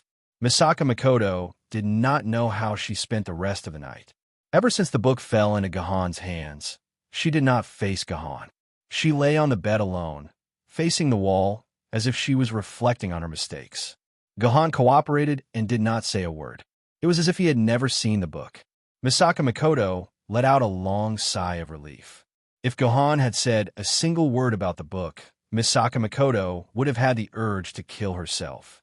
However, Gahan being tactful did not mean that Qingpin would be the same. Although Qingpin was small, his eyes were very sharp. He saw through the content of the book and asked cutely, Gahan, why is the lady in the book not wearing any clothes? How will he explain it? Misaka Makoto's heart tightened when she heard Qingpin's question. She secretly guessed, will he be like my mother and tell me that it's something that kids don't need to know? It's art. She did not expect Gahan to come up with such an answer. Art doesn't wear clothes. Long Xiaoya was lying on her mother's bed, happily watching the television. It was a drama about the great epic story of Jitian Jindi. In the drama, the handsome and elegant Jitian Jindi was stuck between his female comrades and the young mistress of the Jindi family. They all hoped that she could become Jitian Jindi's wife, even if Jitian Jindi was just a lowly sword wielder. It's so good. This drama is so realistic. Long Xiaoya subconsciously brought herself into the drama and imagined herself as the female lead in the drama. It's impossible for me to become the young mistress. At most, I'll become Jitian's comrade. But this is also quite good. Missy is all a green tea bitch. Only comrades in arms are the ones destined for me. Long Xiaoya thought happily, as if she had really become Jitian Jindi's comrade in arms. Sigh, it's a pity that I'm a pureblood. I won't be able to become a sword wielder in my lifetime. Long Xiaoya's excitement immediately died down when she thought of her aptitude. She gritted her teeth and warned herself very seriously, Long Xiaoya, even if we can't be comrades, it's the same to be friends with benefits. As long as you can become Gohan's friend and attract Gohan firmly. Even if you can't become Jindy's queen, you can still live a luxurious life without worries. You can do it. Just as Long Xiaoya was secretly encouraging herself, the sound of the door opening suddenly sounded. Long Xiaoya quickly turned off the TV and then lay under the quilt. She pretended to be in pain and turned into a poor child with an injured leg. When I opened the door, I heard the sound of the TV. Why are you still pretending here? She didn't expect Wen Meiyun to expose Long Xiaoya's act as soon as she entered the door. Mom, my leg was hurting badly just now. I could only watch TV to divert my attention. Long Xiaoya explained hurriedly. All right, I've asked the doctor. The doctor said that your leg has already healed. You don't have to pretend anymore. When Mei completely exposed Long Xiaoya's trick, Long Xiaoya's face turned green and purple. Xiaoya, listen to me. Xiaoya, listen to me. Mom doesn't want to chase you away, but it's best if you don't stay here anymore. I'll send you to a hostel near the neighborhood. I know you don't like your Anguagua's place. Mom has saved some money these few months, so I can still support the expenses of the hostel. Although the conditions there aren't as good as here, it's still a very good place. You can move there tomorrow. Mom, why did you suddenly chase Xiaoya away? Is Xiaoya an eyesore to you? Hearing her mother suddenly say such words, Long Xiaoya was stunned. She lived here and had food, drinks, a big screen TV, and an even bigger bath. She really didn't want to leave here. Even if she went to live in a hostel, it was a small place that was less than 10 square meters. Besides the TV and a bed, there was nothing else. How could she live there? It was easy to go from frugality to extravagance, but difficult to go from extravagance to frugality. It's not that I want to chase you away, but this is not a place where you should stay. When Maiden said very firmly, "This is the master's home. The master took pity on your body and agreed to let you live here. Now that your leg has recovered, it's time for you to leave. You don't need to say anything else. Have a good rest tonight. Tomorrow, I'll send you to the hostel." Mom, that doctor isn't me. How would he know whether my leg hurts or not? He's just talking nonsense based on a bunch of data. Long Xiaoya hurriedly pulled when Meiyun's arm. Mom, I remember you said that I can stay here until the master returns. Why are you chasing me out now? Could it be that the master has already returned? What master? Hearing Long Xiaoya's words, when Meiyun's face stiffened. That's my master, not your master. I don't allow you to call him that. You have to call him Master Gahan. Do you understand? When Maiden was very concerned about Long Xiaoya calling a master, she definitely didn't want her daughter to be like her. Calling another man master? Sorry, Mom, I spoke too fast. It's Master Gahan. Long Xiaoya hurriedly changed her tone. Mom, what exactly happened? Tell me. Maybe I can help you. This is not something a child like you should be concerned about. Your main task now is to study. When you recover, go back to school to study and become a scientist in the future. Then, I won't have wasted my entire life raising you. When Maiden touched Long Xiaoya's head and said painfully, it could be seen that she actually didn't want to be an exclusive maid, but for her daughter, she didn't have the right to choose her own life. Mom, just tell me that you've always been taking care of me and helping me do so many things. Now, are you not willing to give me a chance to repay you, Mom? Long Xiaoya said affectionately. Mom, if you have any difficulties, the two of you can figure out together. It's better than you bearing it alone. If you always hide things from your daughter, then what's the point of being a daughter? We're mother and daughter. Shouldn't a mother and daughter be connected and share the burden? Mom, when Meiyun was a soft-hearted person, she couldn't stand her daughter's affectionate persuasion. After hesitating for a while, she finally said what was on her mind. Just now, Mom met Master Song Yifei from next door. She went on a mission with Master and is his good friend. She just told Mom that Master is now outside Yuzhong City and didn't come back with her. Although she assured Mother that Master had only gone to carry out an additional mission, it has been shown in dramas before. These are just lies that they told us because they were afraid that we would be worried. Master might have already been sacrificed. Speaking up to this point, when Meiyun's eyes began to fill with tears, Long Xiaoya was also dumbfounded when she heard this. Long Xiaoya's hopes for a future were currently all hanging on Guhan. If Guhan died, how would she be able to climb up the social ladder and live a life of luxury? Mommy won't. Master is so powerful, and he even synchronized with the number 1 sword artifact, Lady Etienne. Master will be fine. Even if something happens, Song Yifei will die first. How could Master die first? Long Xiaoya tried to explain. Master is a very good person. Although he seems very cold to everyone on the surface, he's actually a kind person. How could he watch his friends die? If they really met with danger, the first to fall would definitely be Master. When Meiyun ignored the fact that Long Xiaoya called him Master again. Xiaoya, listen to Mom. If Master is fine, then everything will be fine and we can still live in peace. But if something really happens to Master, then it's over. Master is an orphan and has no relatives. His house will immediately be taken back by the sword committee. Mom will also be chased back to the maid center and can't stay here anymore. So, you have to leave here tomorrow. Otherwise, when the people from the sword committee come to take back the property and inspect the property, once they find you here and you sneaked into the core area, you will definitely be driven out of the core area. Who knows when the attack will come? Xiaoya, if you leave the core area, you will die. After talking for a long time, it turned out that when Maiden chased Long Xiaoya away, because she was afraid that the sword committee would find out that Long Xiaoya was living in the core area. Although Long Xiaoya was studying in the core area, she said that she was not a student in the core area. This meant that Long Xiaoya lived in the normal area and only went to the core area to attend classes every day. So, Long Xiaoya living in the core area was definitely illegal. Once this was discovered by the sword committee, Long Xiaoya would definitely be chased out of the core area. She might even lose her right to attend classes. This was something that Mei Yun could not accept. So, Long Xiaoya had to leave Gahan's house and find a secluded place to stay. Okay, Mom, I'm leaving. I can't wait for tomorrow. I'm leaving today. After hearing Mei Yun's words, Long Xiaoya made a prompt decision and jumped out of bed. Her legs were fine, and she started to pack her things. Compared to leaving Gahan's house, leaving the core area was even more terrifying. From this, it could be seen that Long Xiaoya was actually a very powerful woman. She was not an adult yet, and there were so many benefits to living in Gahan's house. However, once she realized that there were risks that she could not control, she immediately gave up these benefits.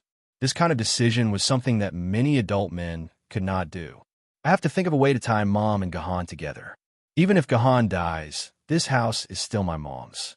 I can't be chased out like this. Long Xiaoya thought to herself as she carried her luggage and walked with Mei Yun to the guest house. Mom, let me help you. I also want to have a younger brother and sister. According to the rules of the sword committee, if the maid and the sacrificed swordsman had an underage child, then the maid could become a member of the swordsman's family. Not only would she not have to move out, she could also enjoy the special allowance of the sword committee every month. She could raise the child until he was an adult. When Long Xiaoya said that she wanted to help her mother, it went without saying what she wanted to do.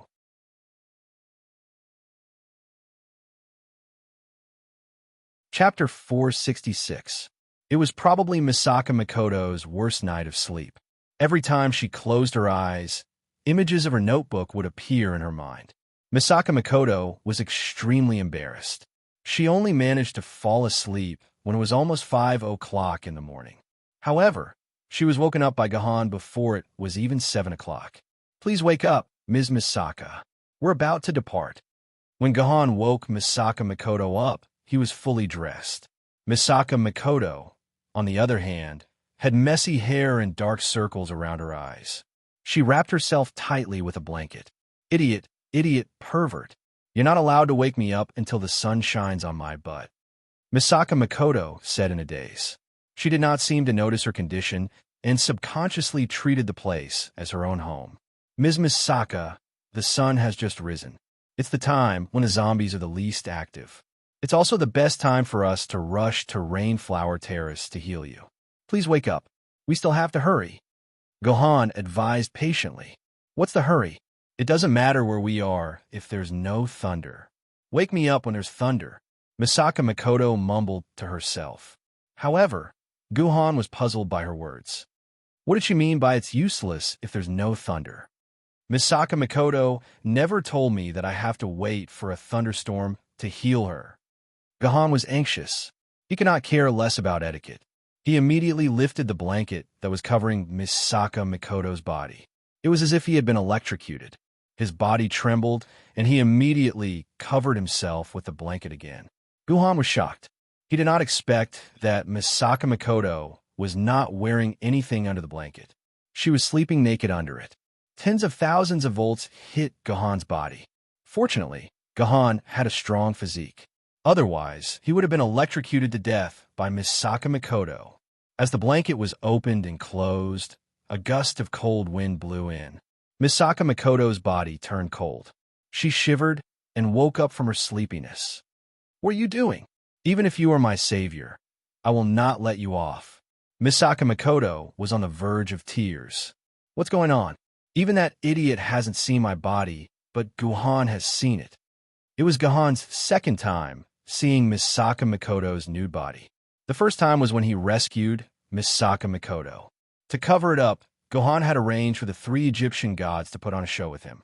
Who would have thought that he had miscalculated? He had seen Misaka Makoto's naked body in front of her. Why aren't you wearing that swimsuit? Guhan said dryly. I thought you were wearing a swimsuit. Do you sleep in a swimsuit? Or the conjoined kind?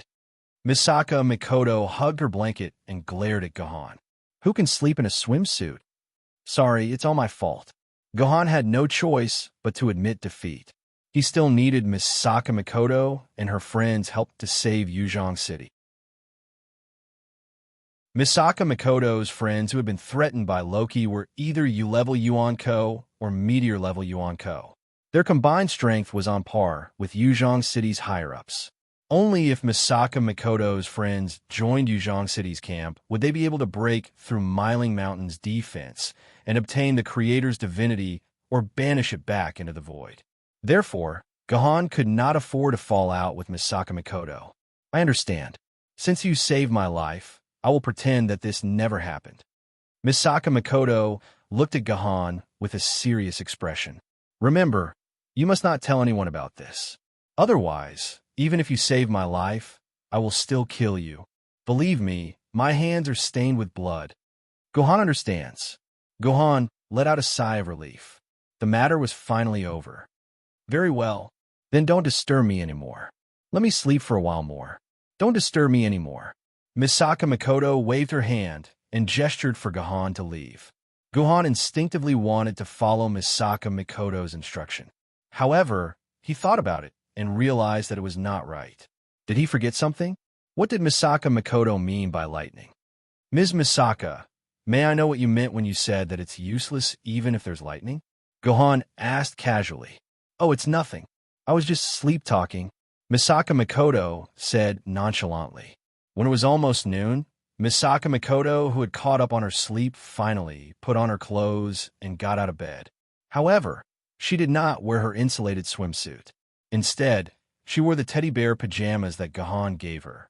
The pajamas were originally prepared for E.T. on. It looked baggy on Misaka Makoto. I'll return this to you. Misaka Makoto folded the swimsuit and returned it to Guhan. Why aren't you wearing it anymore? Are you able to control the electricity on your body? Guhan asked curiously. Same old. Don't touch me now. You deserve to die from the electricity. Misaka Makoto glared at Guhan. She seemed to be still angry at him for exposing her naked body earlier. Previously, I wore this swimsuit because I was afraid that I would accidentally touch you when I was passing by. But I think it's better for us to keep a certain distance. Misaka Makoto rolled her eyes. According to what you said, we're going to pass through the Rainflower Terrace area that's full of Yuan-ko.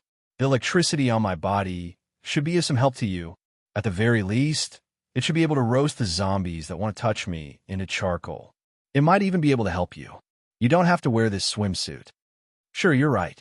Guhan nodded. Misaka Makoto was right. The electricity on her body was actually a good weapon. It was a pity that it was restricted by the insulated swimsuit. Don't the zombies feel crowded? Guhan and Misaka Makoto were hiding in a bush that was once marked as Fontai South Road on the map. Now, not even a single piece of concrete could be seen. Guhan and Misaka Makoto were hiding in the bushes. Opposite them was Yuwatai District. At the highest point of the foothills in the middle of Yuwatai District was their final destination, Yuwatai Martyrs Memorial Square. Misaka Makoto told Guhan that he had to be under the monument in order to have a chance to heal himself. Fontai South Road, which used to separate Janya District and Rainflower Terrace, was still divided into 2 areas. One was an area with very few zombies, and the other was an area with zombies that were as dense as ants. Guhan didn't think that the zombies in the Rainflower Terrace district would be so densely packed. These zombies were like corn kernels squeezed together. Within a square meter area, there were actually 7 or 8 zombies squeezed together. With such a densely packed degree, Even the buses that were packed with people every day couldn't compare to it. Ms. Misaka, you're very knowledgeable and have lived for a long time. May I ask if you've ever seen a situation like this? Why are Yuan-ko squeezed together like this? Even though Gahan had browsed through countless materials, he had never imagined that he would see such a scene. Even the beast like Yuan-ko would not be squeezed together like this. It was common knowledge among all creatures. No, I've never seen a situation like this. It's too strange. Misaka Makoto shook her head. She was also confused about the situation. These Yuan-ko seemed to be restrained by some kind of force. Or is there an invisible transparent wall outside the Rainflower Terrace area that's keeping the zombies inside the wall? Misaka Makoto made a reasonable guess. No, look at the hands of the outermost Yuan-ko. Although their bodies are confined to a certain area, their hands are not. If there's really a wall restraining them, do you think their hands can reach out? Gahan observed one last time.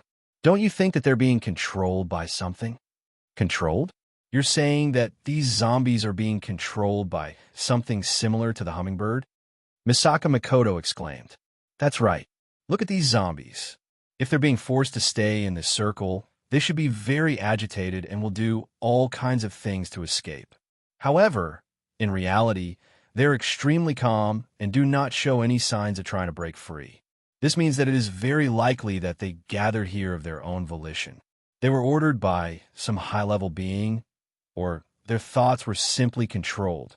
This kind of ability is not uncommon among you Yuan-ho. I don't know, but I think that's the case. Misaka Makoto nodded. After being enlightened by Gahan, the more she looked at it, the more she felt that it made sense. Forget it. No matter what these zombies are doing, we have to enter the Rainflower Terrace. There's only one way to get in. That's to kill our way out. Gahan unsheathed the heavenly sword and released it. He then held the Doyu sword in his hand and entered his strongest combat state. Heavenly sword, you'll be responsible for opening the path. I'll be responsible for bringing up the rear. Ms. Misaka, you'll stay in the middle. Even if all the Yuan-ko are here, I'll kill my way out for you.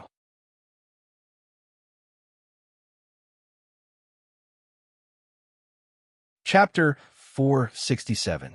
In the past, when Gahan was idle, he would simulate his own battle scenes in his mind countless times, simulating the scene of him falling into a bitter battle. For example, fighting against Yuan-ko who was a level higher than him, or fighting in a place full of traps, or fighting against a group of evenly matched opponents. No matter what the situation was, the opponent in Gahan's illusion was at least an equal opponent to Yuan-ko. Gahan had never thought that there would be a day when he would be forced into such a situation by a group of mice-level Yuan-ko who were 1 level lower than him, 3 levels lower than him. Too many. The number was really too many. Gahan had officially launched his attack on the Rainflower Terrace district for more than half an hour. In this half an hour, Gahan might not even be able to advance 300 meters. Every time Gahan killed a zombie, there would be 2 zombies taking over the position of the previous zombie. Only by continuously killing could he barely have enough space to stand. Fortunately, these zombie corpses of Yuan-ko would be absorbed by the dimensional vortex after they died. Otherwise, Gahan reckoned that the number of corpses under his feet could circle the Earth 5 times. However, this large-scale dimensional vortex had already existed by Gahan's side for about half an hour. Because there was an endless stream of Yuan-ko zombies dying, the dimensional vortex also continuously absorbed these Yuan-ko corpses. There was not even a gap of a few seconds in between, so this dimensional vortex had not disappeared. This was a very rare situation. The sword-bearers called this situation an iron vortex, meaning that this dimensional vortex was like an iron vortex and would not disappear. If the vortex lasted for more than 5 hours, then it could be called a silver vortex. If it lasted for more than a day, then it would be called a gold vortex. This type of dimensional vortex usually only appeared during large-scale battles between humans and Yuan-ko. It rarely appeared at other times. Where could they find so many Yuan-ko that belonged to the same world as the sword-bearers in a few seconds? After all, It was very rare for someone like Gahan to encounter so many mice-level Yuan-Ko at once and still rush to his death. Gahan estimated that in just half an hour, he and Etion had killed no less than 3,000 zombies. However, the number of 3,000 was just a drop in the bucket for the Yuan-Ko that covered the entire Rainflower Terrace district. Gahan, we can't continue fighting like this. Otherwise, we won't be able to reach the Rainflower Terrace Martyrs Monument before nightfall. Misaka Makoto also joined the battle. Her fighting style was very simple. All she had to do was use her hands to slap the zombies in front of her. Needless to say, the effect of the battle was very good. This was because the zombies' bodies were covered in all kinds of decomposing corpse fluid. Corpse fluid was the best conductor. Misaka Makoto's strong electric current only needed to touch a zombie for a few seconds before it would be charred black. Then, it would be absorbed by the dimensional vortex. The electric current was surprisingly effective against zombies. I know, but my sword mistresses are single-target combat. They don't have the ability to attack in groups. Regarding this, Gahan felt a little helpless. Whether it was Qingpin, Doyu, or Etion, they were all one-on-one skills that were suitable for killing monsters that were a higher level than them. When faced with these Yuan-Ko that relied on numbers to win, they were helpless. Even if they used their skills, they would still be killed with one slash. It was better for them to save their sword mistresses. Guhan's 9 Swords of Mysterious Heaven had some area of effect skills, such as Sword of the Abyss and Sword Formation Break. These were AoE skills that were quite useful in this situation. One slash would be able to kill a large area. The problem was that these skills required a lot of sword mistresses. For example, Sword Formation Break required a total of 1,000 quarks of sword mistresses. The sword mistresses in Guhan's body could only be used 5 times at most. The attack range of Sword Formation Break was only a few hundred meters. On the other hand, the Rainflower Terrace's Monument of the Heroes was a full 5 kilometers away. Moreover, this was in a straight line. To reach the Rainflower Terrace's monument, one would have to climb a mountain. Even if Gahan used up all his sword mistresses, it would not be enough to reach the Rainflower Terrace. Gahan had a feeling that there was a pair of eyes watching him in the dark. Once he used up all his sword mistresses, the eyes would rush out without hesitation and cooperate with the zombies to deal a fatal blow to him. Therefore, Gahan had to keep the sword mistresses in his body just in case. I've had enough of this. If it was me, I could have sent all the corpses on the Rainflower Terrace on their way with a single super electromagnetic break. Misaka Makoto said as she panted after charring a zombie's head. It was obvious that she was very tired. Misaka Makoto's body had not fully recovered. If she continued like this, she would probably get new injuries before her old ones were healed. We have to think of a way to escape from these Yuan-Ko's encirclement. Otherwise, we'll be dragged to our deaths here. Guhan swung his sword and chopped off 3 connected zombies' heads at the same time.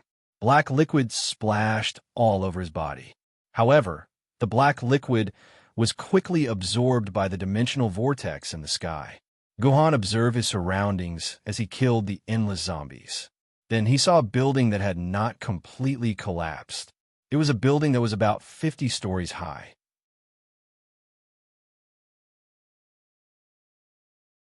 Seeing the building, Gahan had an idea. Etion, don't go directly to the Rainflower Terrace Mountain. Change direction and go to that building. Gahan said to Etion, who was leading the way. Okay, I got it. Just like Gahan, Etion's hands were weak from killing Yuan-Ko. Although she did not know why Gahan wanted to change his target to the building, based on her understanding of Gahan, Etion knew that as long as she trusted Gahan, he would not be wrong.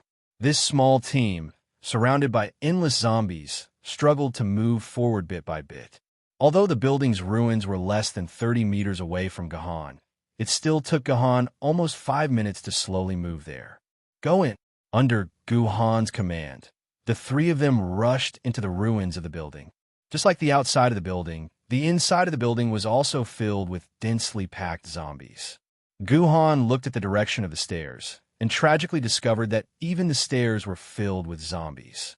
Forget it, let's retreat. Gahan's face turned cold. He immediately took back his words and made Etion, who had gone in with great difficulty, retreat. Damn, what are you doing? Are you playing with this heroine? Etion rolled her eyes. Clearly, she was very dissatisfied with Guhan's decision to go back on his words. We can't use the stairs. I have to find another way to get to the roof. Guhan killed a few zombies with his sword. Then, he used his hand to touch the building's wall. Fortunately, the wall felt quite solid. Etion, can you climb to the roof from here? Guhan suddenly asked.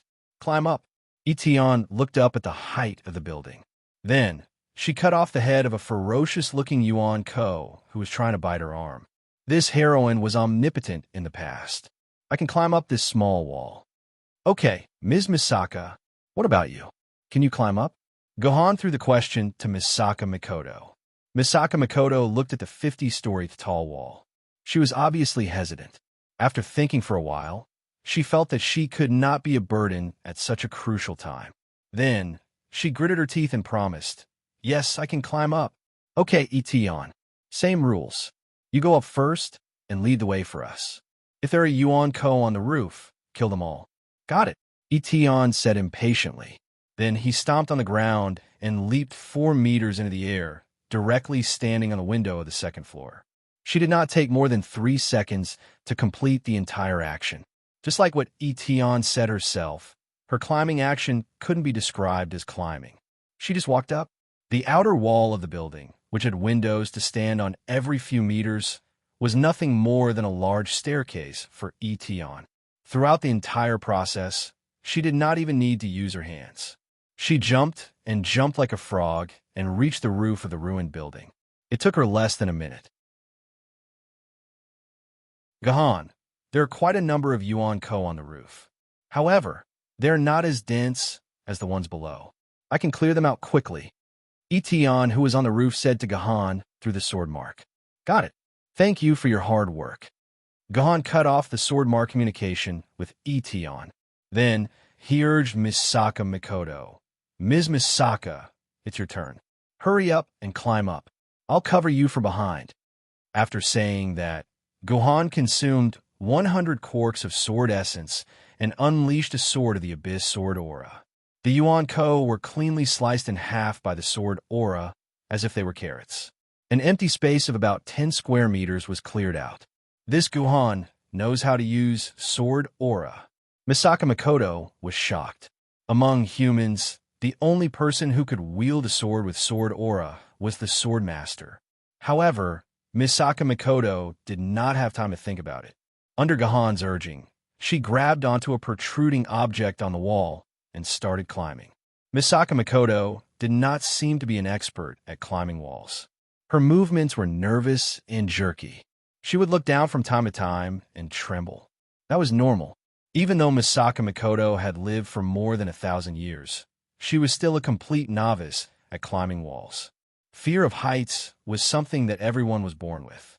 Therefore, it was not embarrassing for Misaka Mikoto to not be able to climb up to the 3rd floor even after 5 minutes. She was just a beginner. Unfortunately, Guhan did not have the time to waste on waiting for Misaka Mikoto to climb up the wall. Guhan, who had started climbing behind Misaka Mikoto, took less than half a minute to catch up to her. Seeing that she was dawdling on the wall, Guhan was anxious. Let me give you a hand. Feeling anxious, Guhan could not help but want to help Misaka Mikoto.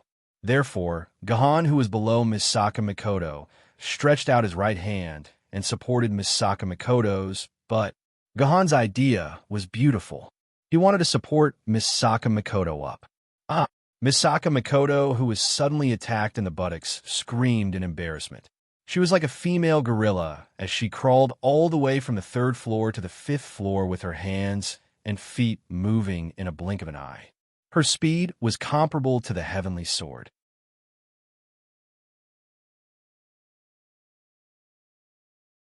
Chapter 468. Under the threat of Guhan's demonic hands, Misaka Mikoto unleashed all of her strength. The process of climbing the building's ruins was very smooth. Of course, there were some accidents along the way. For example, she accidentally slipped and fell, and Guhan caught her, but it happened more than once. It happened 7 or 8 times. Gohan had to keep a close eye on Misaka Makoto's, but as he climbed up, he had to be ready to catch Misaka Makoto the moment she slipped. It was quite tiring. Fortunately, everything was over without mishap. Gohan successfully climbed to the top of the building with Misaka Makoto. Looking down from the top, the zombies were like ants surrounding the building. Some zombies tried to climb up the building like Gohan. However, their coordination was too bad, and they fell before they could climb too high. Most of them tried their best to squeeze into the building and use the building's stairs to reach the top. It's a pity that there were so many sword essences. If I could absorb all of them, I should be able to get up to 1,000 quarks. Gohan recalled the iron vortex that disappeared earlier and felt that it was a pity. That was the iron vortex that absorbed more than 3,000 Yuan Ko. Although these Yuan Ko were the weakest mouse level Yuan Ko, and there would be a lot of losses when so many of them were gathered together, Gohan could still get more than 1,000 quarks of sword essences. The total sword essences in his body could also exceed 6,000 quarks. Unfortunately, the dimensional vortex was too far away from Gohan.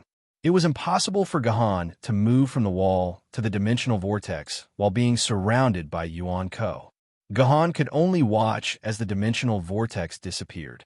Now that he thought about it, Gohan felt that it was a pity. Gohan, what took you so long? My arm is about to break. On the other side, Etion was complaining to Gohan through the sword mark. The building only had a 3-meter-wide door as the entrance to the top floor. Etion was blocking the entrance and eliminating the Yuan Ko that were trying to break in. She was fast, but Misaka Makoto was very slow. Etion had been blocking the entrance for more than 10 minutes. These Yuan Ko were all mouse-level Yuan Ko. They were trash. Etion did not use much energy and stamina to deal with them. However, her wrist was sore from swinging her sword continuously. That was why she kept complaining to Gohan. Etion, hold on for a little longer. I'll be ready soon. Gohan comforted Etion and immediately took out a hover bike from his dimensional brocade pouch.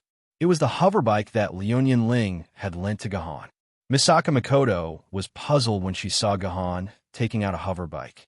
Mr. Gohan, I'm afraid this isn't the time to ride a hover bike. No, this is the time for it to come in handy. Gohan started the hover bike and let it hover on the rooftop. He then scanned the rooftop and noticed a few pieces of glass on the rooftop. They were probably leftover materials from the renovation and were abandoned by the owner of the building. As mentioned before, glass was something that could withstand the ravages of time. 1,000 years would not cause much damage to glass. Gohan's eyes lit up when he saw the glass. He immediately moved the glass to the side of the hover bike. After comparing the pieces of glass with the hover bike, Lin Huang used the Doyu sword to cut the pieces of glass. What are you doing? Misaka Makoto did not understand what Gohan was trying to do. Why would he want to cut the glass? Fly. Gohan's answer was simple and to the point, but it made Misaka Makoto even more confused. What's fly? What does it have to do with glass? However, Gohan's next action allowed Misaka Makoto to vaguely understand what Gohan was trying to do. Gohan cut the glass into a few rectangles. He then cut the two corners on one end into different arcs. He then thinned one side of the glass and used a uniform curve to transition to the other side that maintained its original thickness, forming a bevel. After that, Gohan placed the cut glass horizontally on the side of the hover bike. He then took out a bottle of glue-like substance and applied it on the part where the glass was connected to the hover bike. It looked as if the hover bike had wings. Wait a minute, the hover bike has wings. Misaka Makoto finally understood what was going on. She stared at Gohan with her mouth agape. You be asterisk starred. Don't tell me you're trying to turn this hover bike into an airplane. Is that weird? Gohan raised his head and smiled. Don't worry, I promise I can fly. Misaka Makoto was speechless. This was the first time she admired someone in her life. She admired how his imagination could be so fresh and refined. Actually, it was nothing. If Misaka Makoto knew that someone had the experience of using a nuclear bomb as a plane, she would be in awe of him. Are you sure you can glue these glass plates together? Misaka Makoto could not help but complain when she saw that Gohan was using something similar to 502 to glue the glass panels together. Of course, this is the latest success of mankind's research. 502. It can deeply bond objects at the molecular level. I only need 5 minutes. I guarantee that this glass plate and this hoverbike will be as strong as a piece of steel. Gohan said confidently. No, I don't think you have 5 minutes left. Misaka Makoto, who was standing at the edge of the rooftop, stared at the large group of Yuan-ko below. I think we're going to fall from here soon. What's going on? Gohan put down what he was doing and walked to the rooftop to look down. Good Lord. Initially, there was an endless sea of zombies that looked exactly the same. Suddenly, there were a few very eye-catching big guys among them. These big guys were real big guys. Each of them was at least 10 meters tall, and their bodies were as wide as a bus. What was more terrifying was that they were holding an excavator in their hands. That's right, these zombies were holding excavators in their hands. If Gohan's eyesight was good enough, he could clearly see the words Lanxiang Vocational School written on the excavator. Yes, we can call these zombies excavator zombies or Lanxiang excavator zombies. I was wondering why all the zombies we met along the way were normal Yuan-ko. I thought there weren't any high-level Yuan-ko among them. So they're hiding. Gohan estimated that these excavator zombies were at least soul-level Yuan-ko. They could easily smash an ancient sword wielder to death with the excavator in their hands. Gohan, you better be careful. If I'm not mistaken, these excavator zombies are coming for the building we're standing on. Misaka Makoto had good eyesight. She could tell the purpose of these excavator zombies at a glance. They want to dig out the load-bearing walls of this building. They want to destroy this building and let us fall to our deaths. Gohan was silent. He agreed with what Misaka Makoto said. That was what the zombies were planning. If the building collapsed, even if he and Misaka Makoto survived, they would be severely injured. Itian, how's the situation on your side?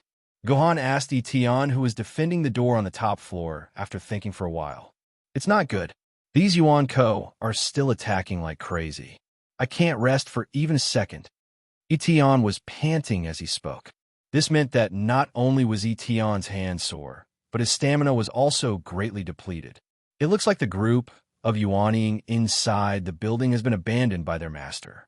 Their master is going all out to kill us. He's willing to sacrifice an entire building full of zombies just to kill us. Gohan said solemnly, "You're wrong. This building is built before the apocalypse. There are no dimensional crystals in it. The zombies in this building can't be crushed to death." Misaka Makoto added, "Indeed, normal items would not be able to hurt Yuan-ko. Even if the entire building was on top of a zombie, that zombie would not die. Time. We need time." Gohan muttered. "Both of its wings have been glued on. We just need to hold on for another 4 minutes, and we'll be able to leave this place." Gohan calculated the time in his heart. 4 minutes sounded like a short time. It was not even enough time to make instant noodles. However, to Gohan, it was a critical time. The excavator zombies were less than a minute away from the building.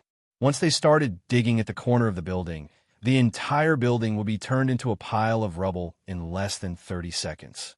Itian, if you jump down from here, will you get hurt? Gohan suddenly asked Itian. We sword ladies are not gods. Of course we'll die if we jump down. Itian said angrily. However, if I jump down along the wall, it won't be a problem. Just like how I came up earlier. All right, Itian, go down now and deal with those excavator Yuan-ko. Kill as many as you can. It's been 5 minutes. We can't let them get close to our building. Gohan immediately ordered. That's enough. Leave all the dangerous missions to me. I'm so unlucky to have to deal with a swordsman like you. Although she kept complaining, Itian's actions made her stand clear. Itian grumbled as she left the entrance of the top floor. She then jumped down from the top floor and began to intercept the excavator Yuan-ko. All right, it's my turn. Without Itian's obstruction, the Yuan-ko immediately swarmed toward the top floor. Gohan did not say a word as he rushed to the entrance and took over Itian's job. However, even though Gohan took over in time, there were still some scattered zombies on the top floor that were heading toward Misaka Makoto. Ms. Misaka, I'll leave these Yuan-ko to you. You only have one mission, and that is to protect our hovercraft. Don't let Yuan Ko destroy it. Please.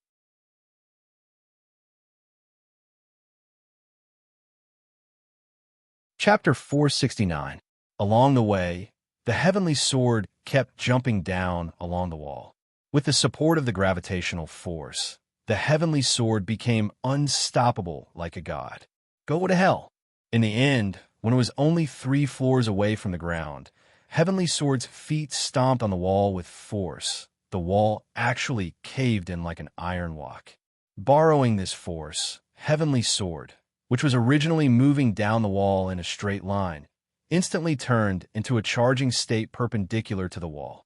The target of Heavenly Sword's blade was a huge excavator Yuan Shan. Shandong, China, look for Lan Xiang. The excavator Yuan Ko had also noticed the Heavenly Sword's movements. He let out a loud roar, then waved the excavator in his hand and rushed towards the Heavenly Sword. It looked like he was hitting a feather. The excavator was a racket, and the Heavenly Sword was the badminton. Idiot! The Heavenly Sword, which was flying in the air, sneered. In an instant, a wine gourd appeared in its hand, and it directly poured a mouthful of Du Kong wine into its mouth. The Heavenly Sword faintly glowed with a red light. In the next moment, the racket and the badminton collided. The scene of the excavator Yuan Ko being knocked away didn't happen. The moment the Heavenly Sword collided with the excavator, the Heavenly Sword directly pierced through the excavator's steel shell. Then, like a sharp sword, it pierced through the other side of the excavator. As the saying goes, an arrow at the end of its flight can't pierce through silk. It seemed like the Heavenly Sword had pierced through an excavator, so it should be an arrow at the end of its flight, right? However, this arrow at the end of its flight could not only pierce through silk, it could also pierce through the excavator zombie. The Heavenly Sword's blade was very accurate. After piercing through the excavator, the Heavenly Sword in its hand directly pierced the excavator zombie's neck. The excavator Yuan Ko's eyeballs were like balloons that were about to burst, instantly bursting out of their sockets. Then its entire head was separated from its body. The body that was like a bus instantly fell to the ground, and a dimensional vortex began to appear in the sky. After killing the unlucky Yuan Ko, the Heavenly Sword immediately reported to Gahan, "Gahan, I've killed one. On your left, there's another excavator, Yuan Ko. He's getting close to the building. Kill him." Gohan's new order came from the sword mark. Etion looked at the densely packed ordinary zombies that were trying to stop him. He frowned and said angrily, "It's not like you're down there. That excavator Yuan Ko is more than 100 meters away from me. I'm now surrounded by these Yuan Ko. How can I rush over?" "Then enter hero mode," Gohan said coldly. "Use your hero mode, and you'll be able to get there quickly." Heroic mode?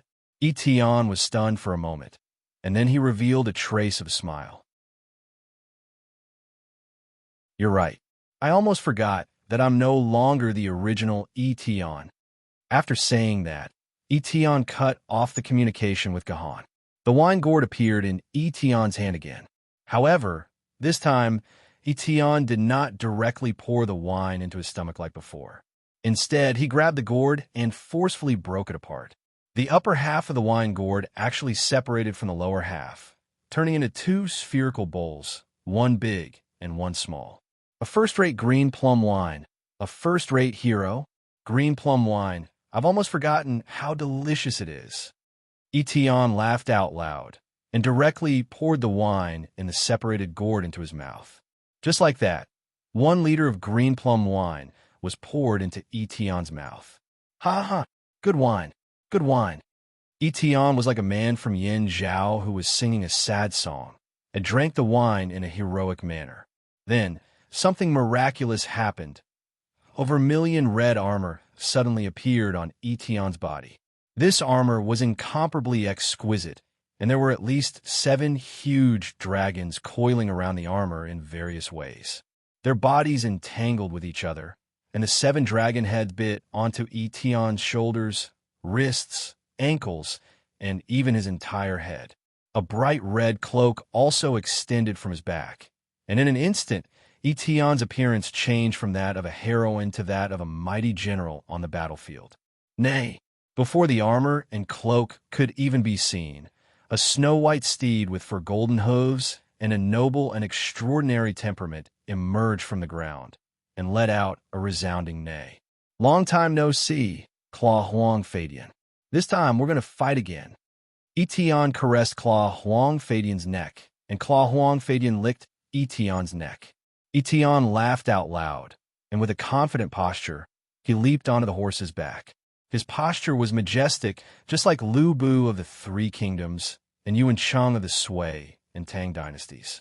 This was Eteon's heroic form, and also the form that Eteon would take after using his ultimate skill. After Gahan had deepened Eteon's sword scar to grade 1, Eteon's wine gourd was able to brew green plum wine. As long as he drank a mouthful of the wine, Eteon would instantly transform into this godly general form, and his battle prowess would increase by more than a few times. This was also the reason why Eteon was indisputably the #1 sword mistress of the sword tier. In his heroic form, Eteon was simply too strong. Then just how strong was Eteon? From Claw Huang Fadian's battle horse, it could be seen vividly and vividly. Claw Huang Fadian let out another neigh and spread out his forehooves and quickly ran. Strange, didn't they say that this place was already filled with zombies? How could this Claw Huang Fadian run so fast? Everyone's textbooks should have a text about horses stepping on swallows. When a horse's speed was fast enough, even swallows in the sky could be stepped on, let alone these zombies' heads. That's right, Claw Huang Fadian directly stepped on these zombies' heads to run. As long as there was a little bit of leverage, Claw Huang Fadian would be able to maintain his hovering state and run over these zombies' heads. The denser the zombies were, the easier it was for Claw Huang Fadian to run, as if he was running on a highway. As Eteon's next target, this excavator zombie was less than 10 meters away from the building. As long as it took 2 steps forward and raised the excavator in its hands, it would be able to smash the entire building into ashes. Unfortunately, it would no longer have this chance. Eteon appeared beside this excavator zombie like a god. Claw Huang Fadian let out a roar and then forcefully stepped down. For normal zombies' heads that were used as leverage were immediately crushed into smashed watermelons. Using this force, Claw Huang Fadian jumped more than 20 meters high and appeared above the excavator Yuan Ko. Carrying Eteon on her back, she directly jumped down from Claw Huang Fadian's body and steadily landed on top of the excavator Yuan Ko's head. Then the heavenly sword in her hands stabbed downwards, and with a twist, the excavator Yuan Ko's head instantly exploded like a bomb. In her heroic state, Eteon had the super strong ability to ignore the enemy's defense and 1000% attack power. With the addition of the yin-yang sword technique, the Doyu sword's attack power, Eteon only needed 1 slash to instantly kill this soul level Yuan Ko, who was at the same level as her. Lulu.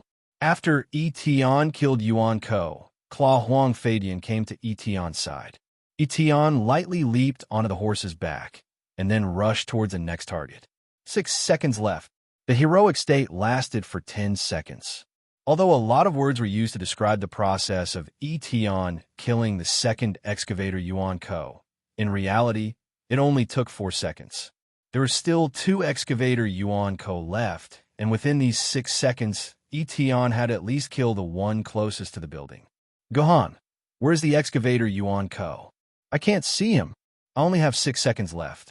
Hurry up and tell me, where is Yuan Ko? Eteon anxiously said to Gahan. Ms. Misaka, where's the excavator closest to us? Yuan Ko. Gahan wanted to stop the zombies that came in from the top floor, and since he could not move, he could only ask Misaka Mikoto to check. Got it. Misaka Mikoto knocked out the Yuan Ko next to her with a slap, and then rushed to the top floor.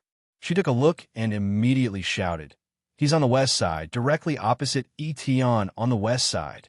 Gohan immediately notified Eteon of the excavator Yuan Ko's location.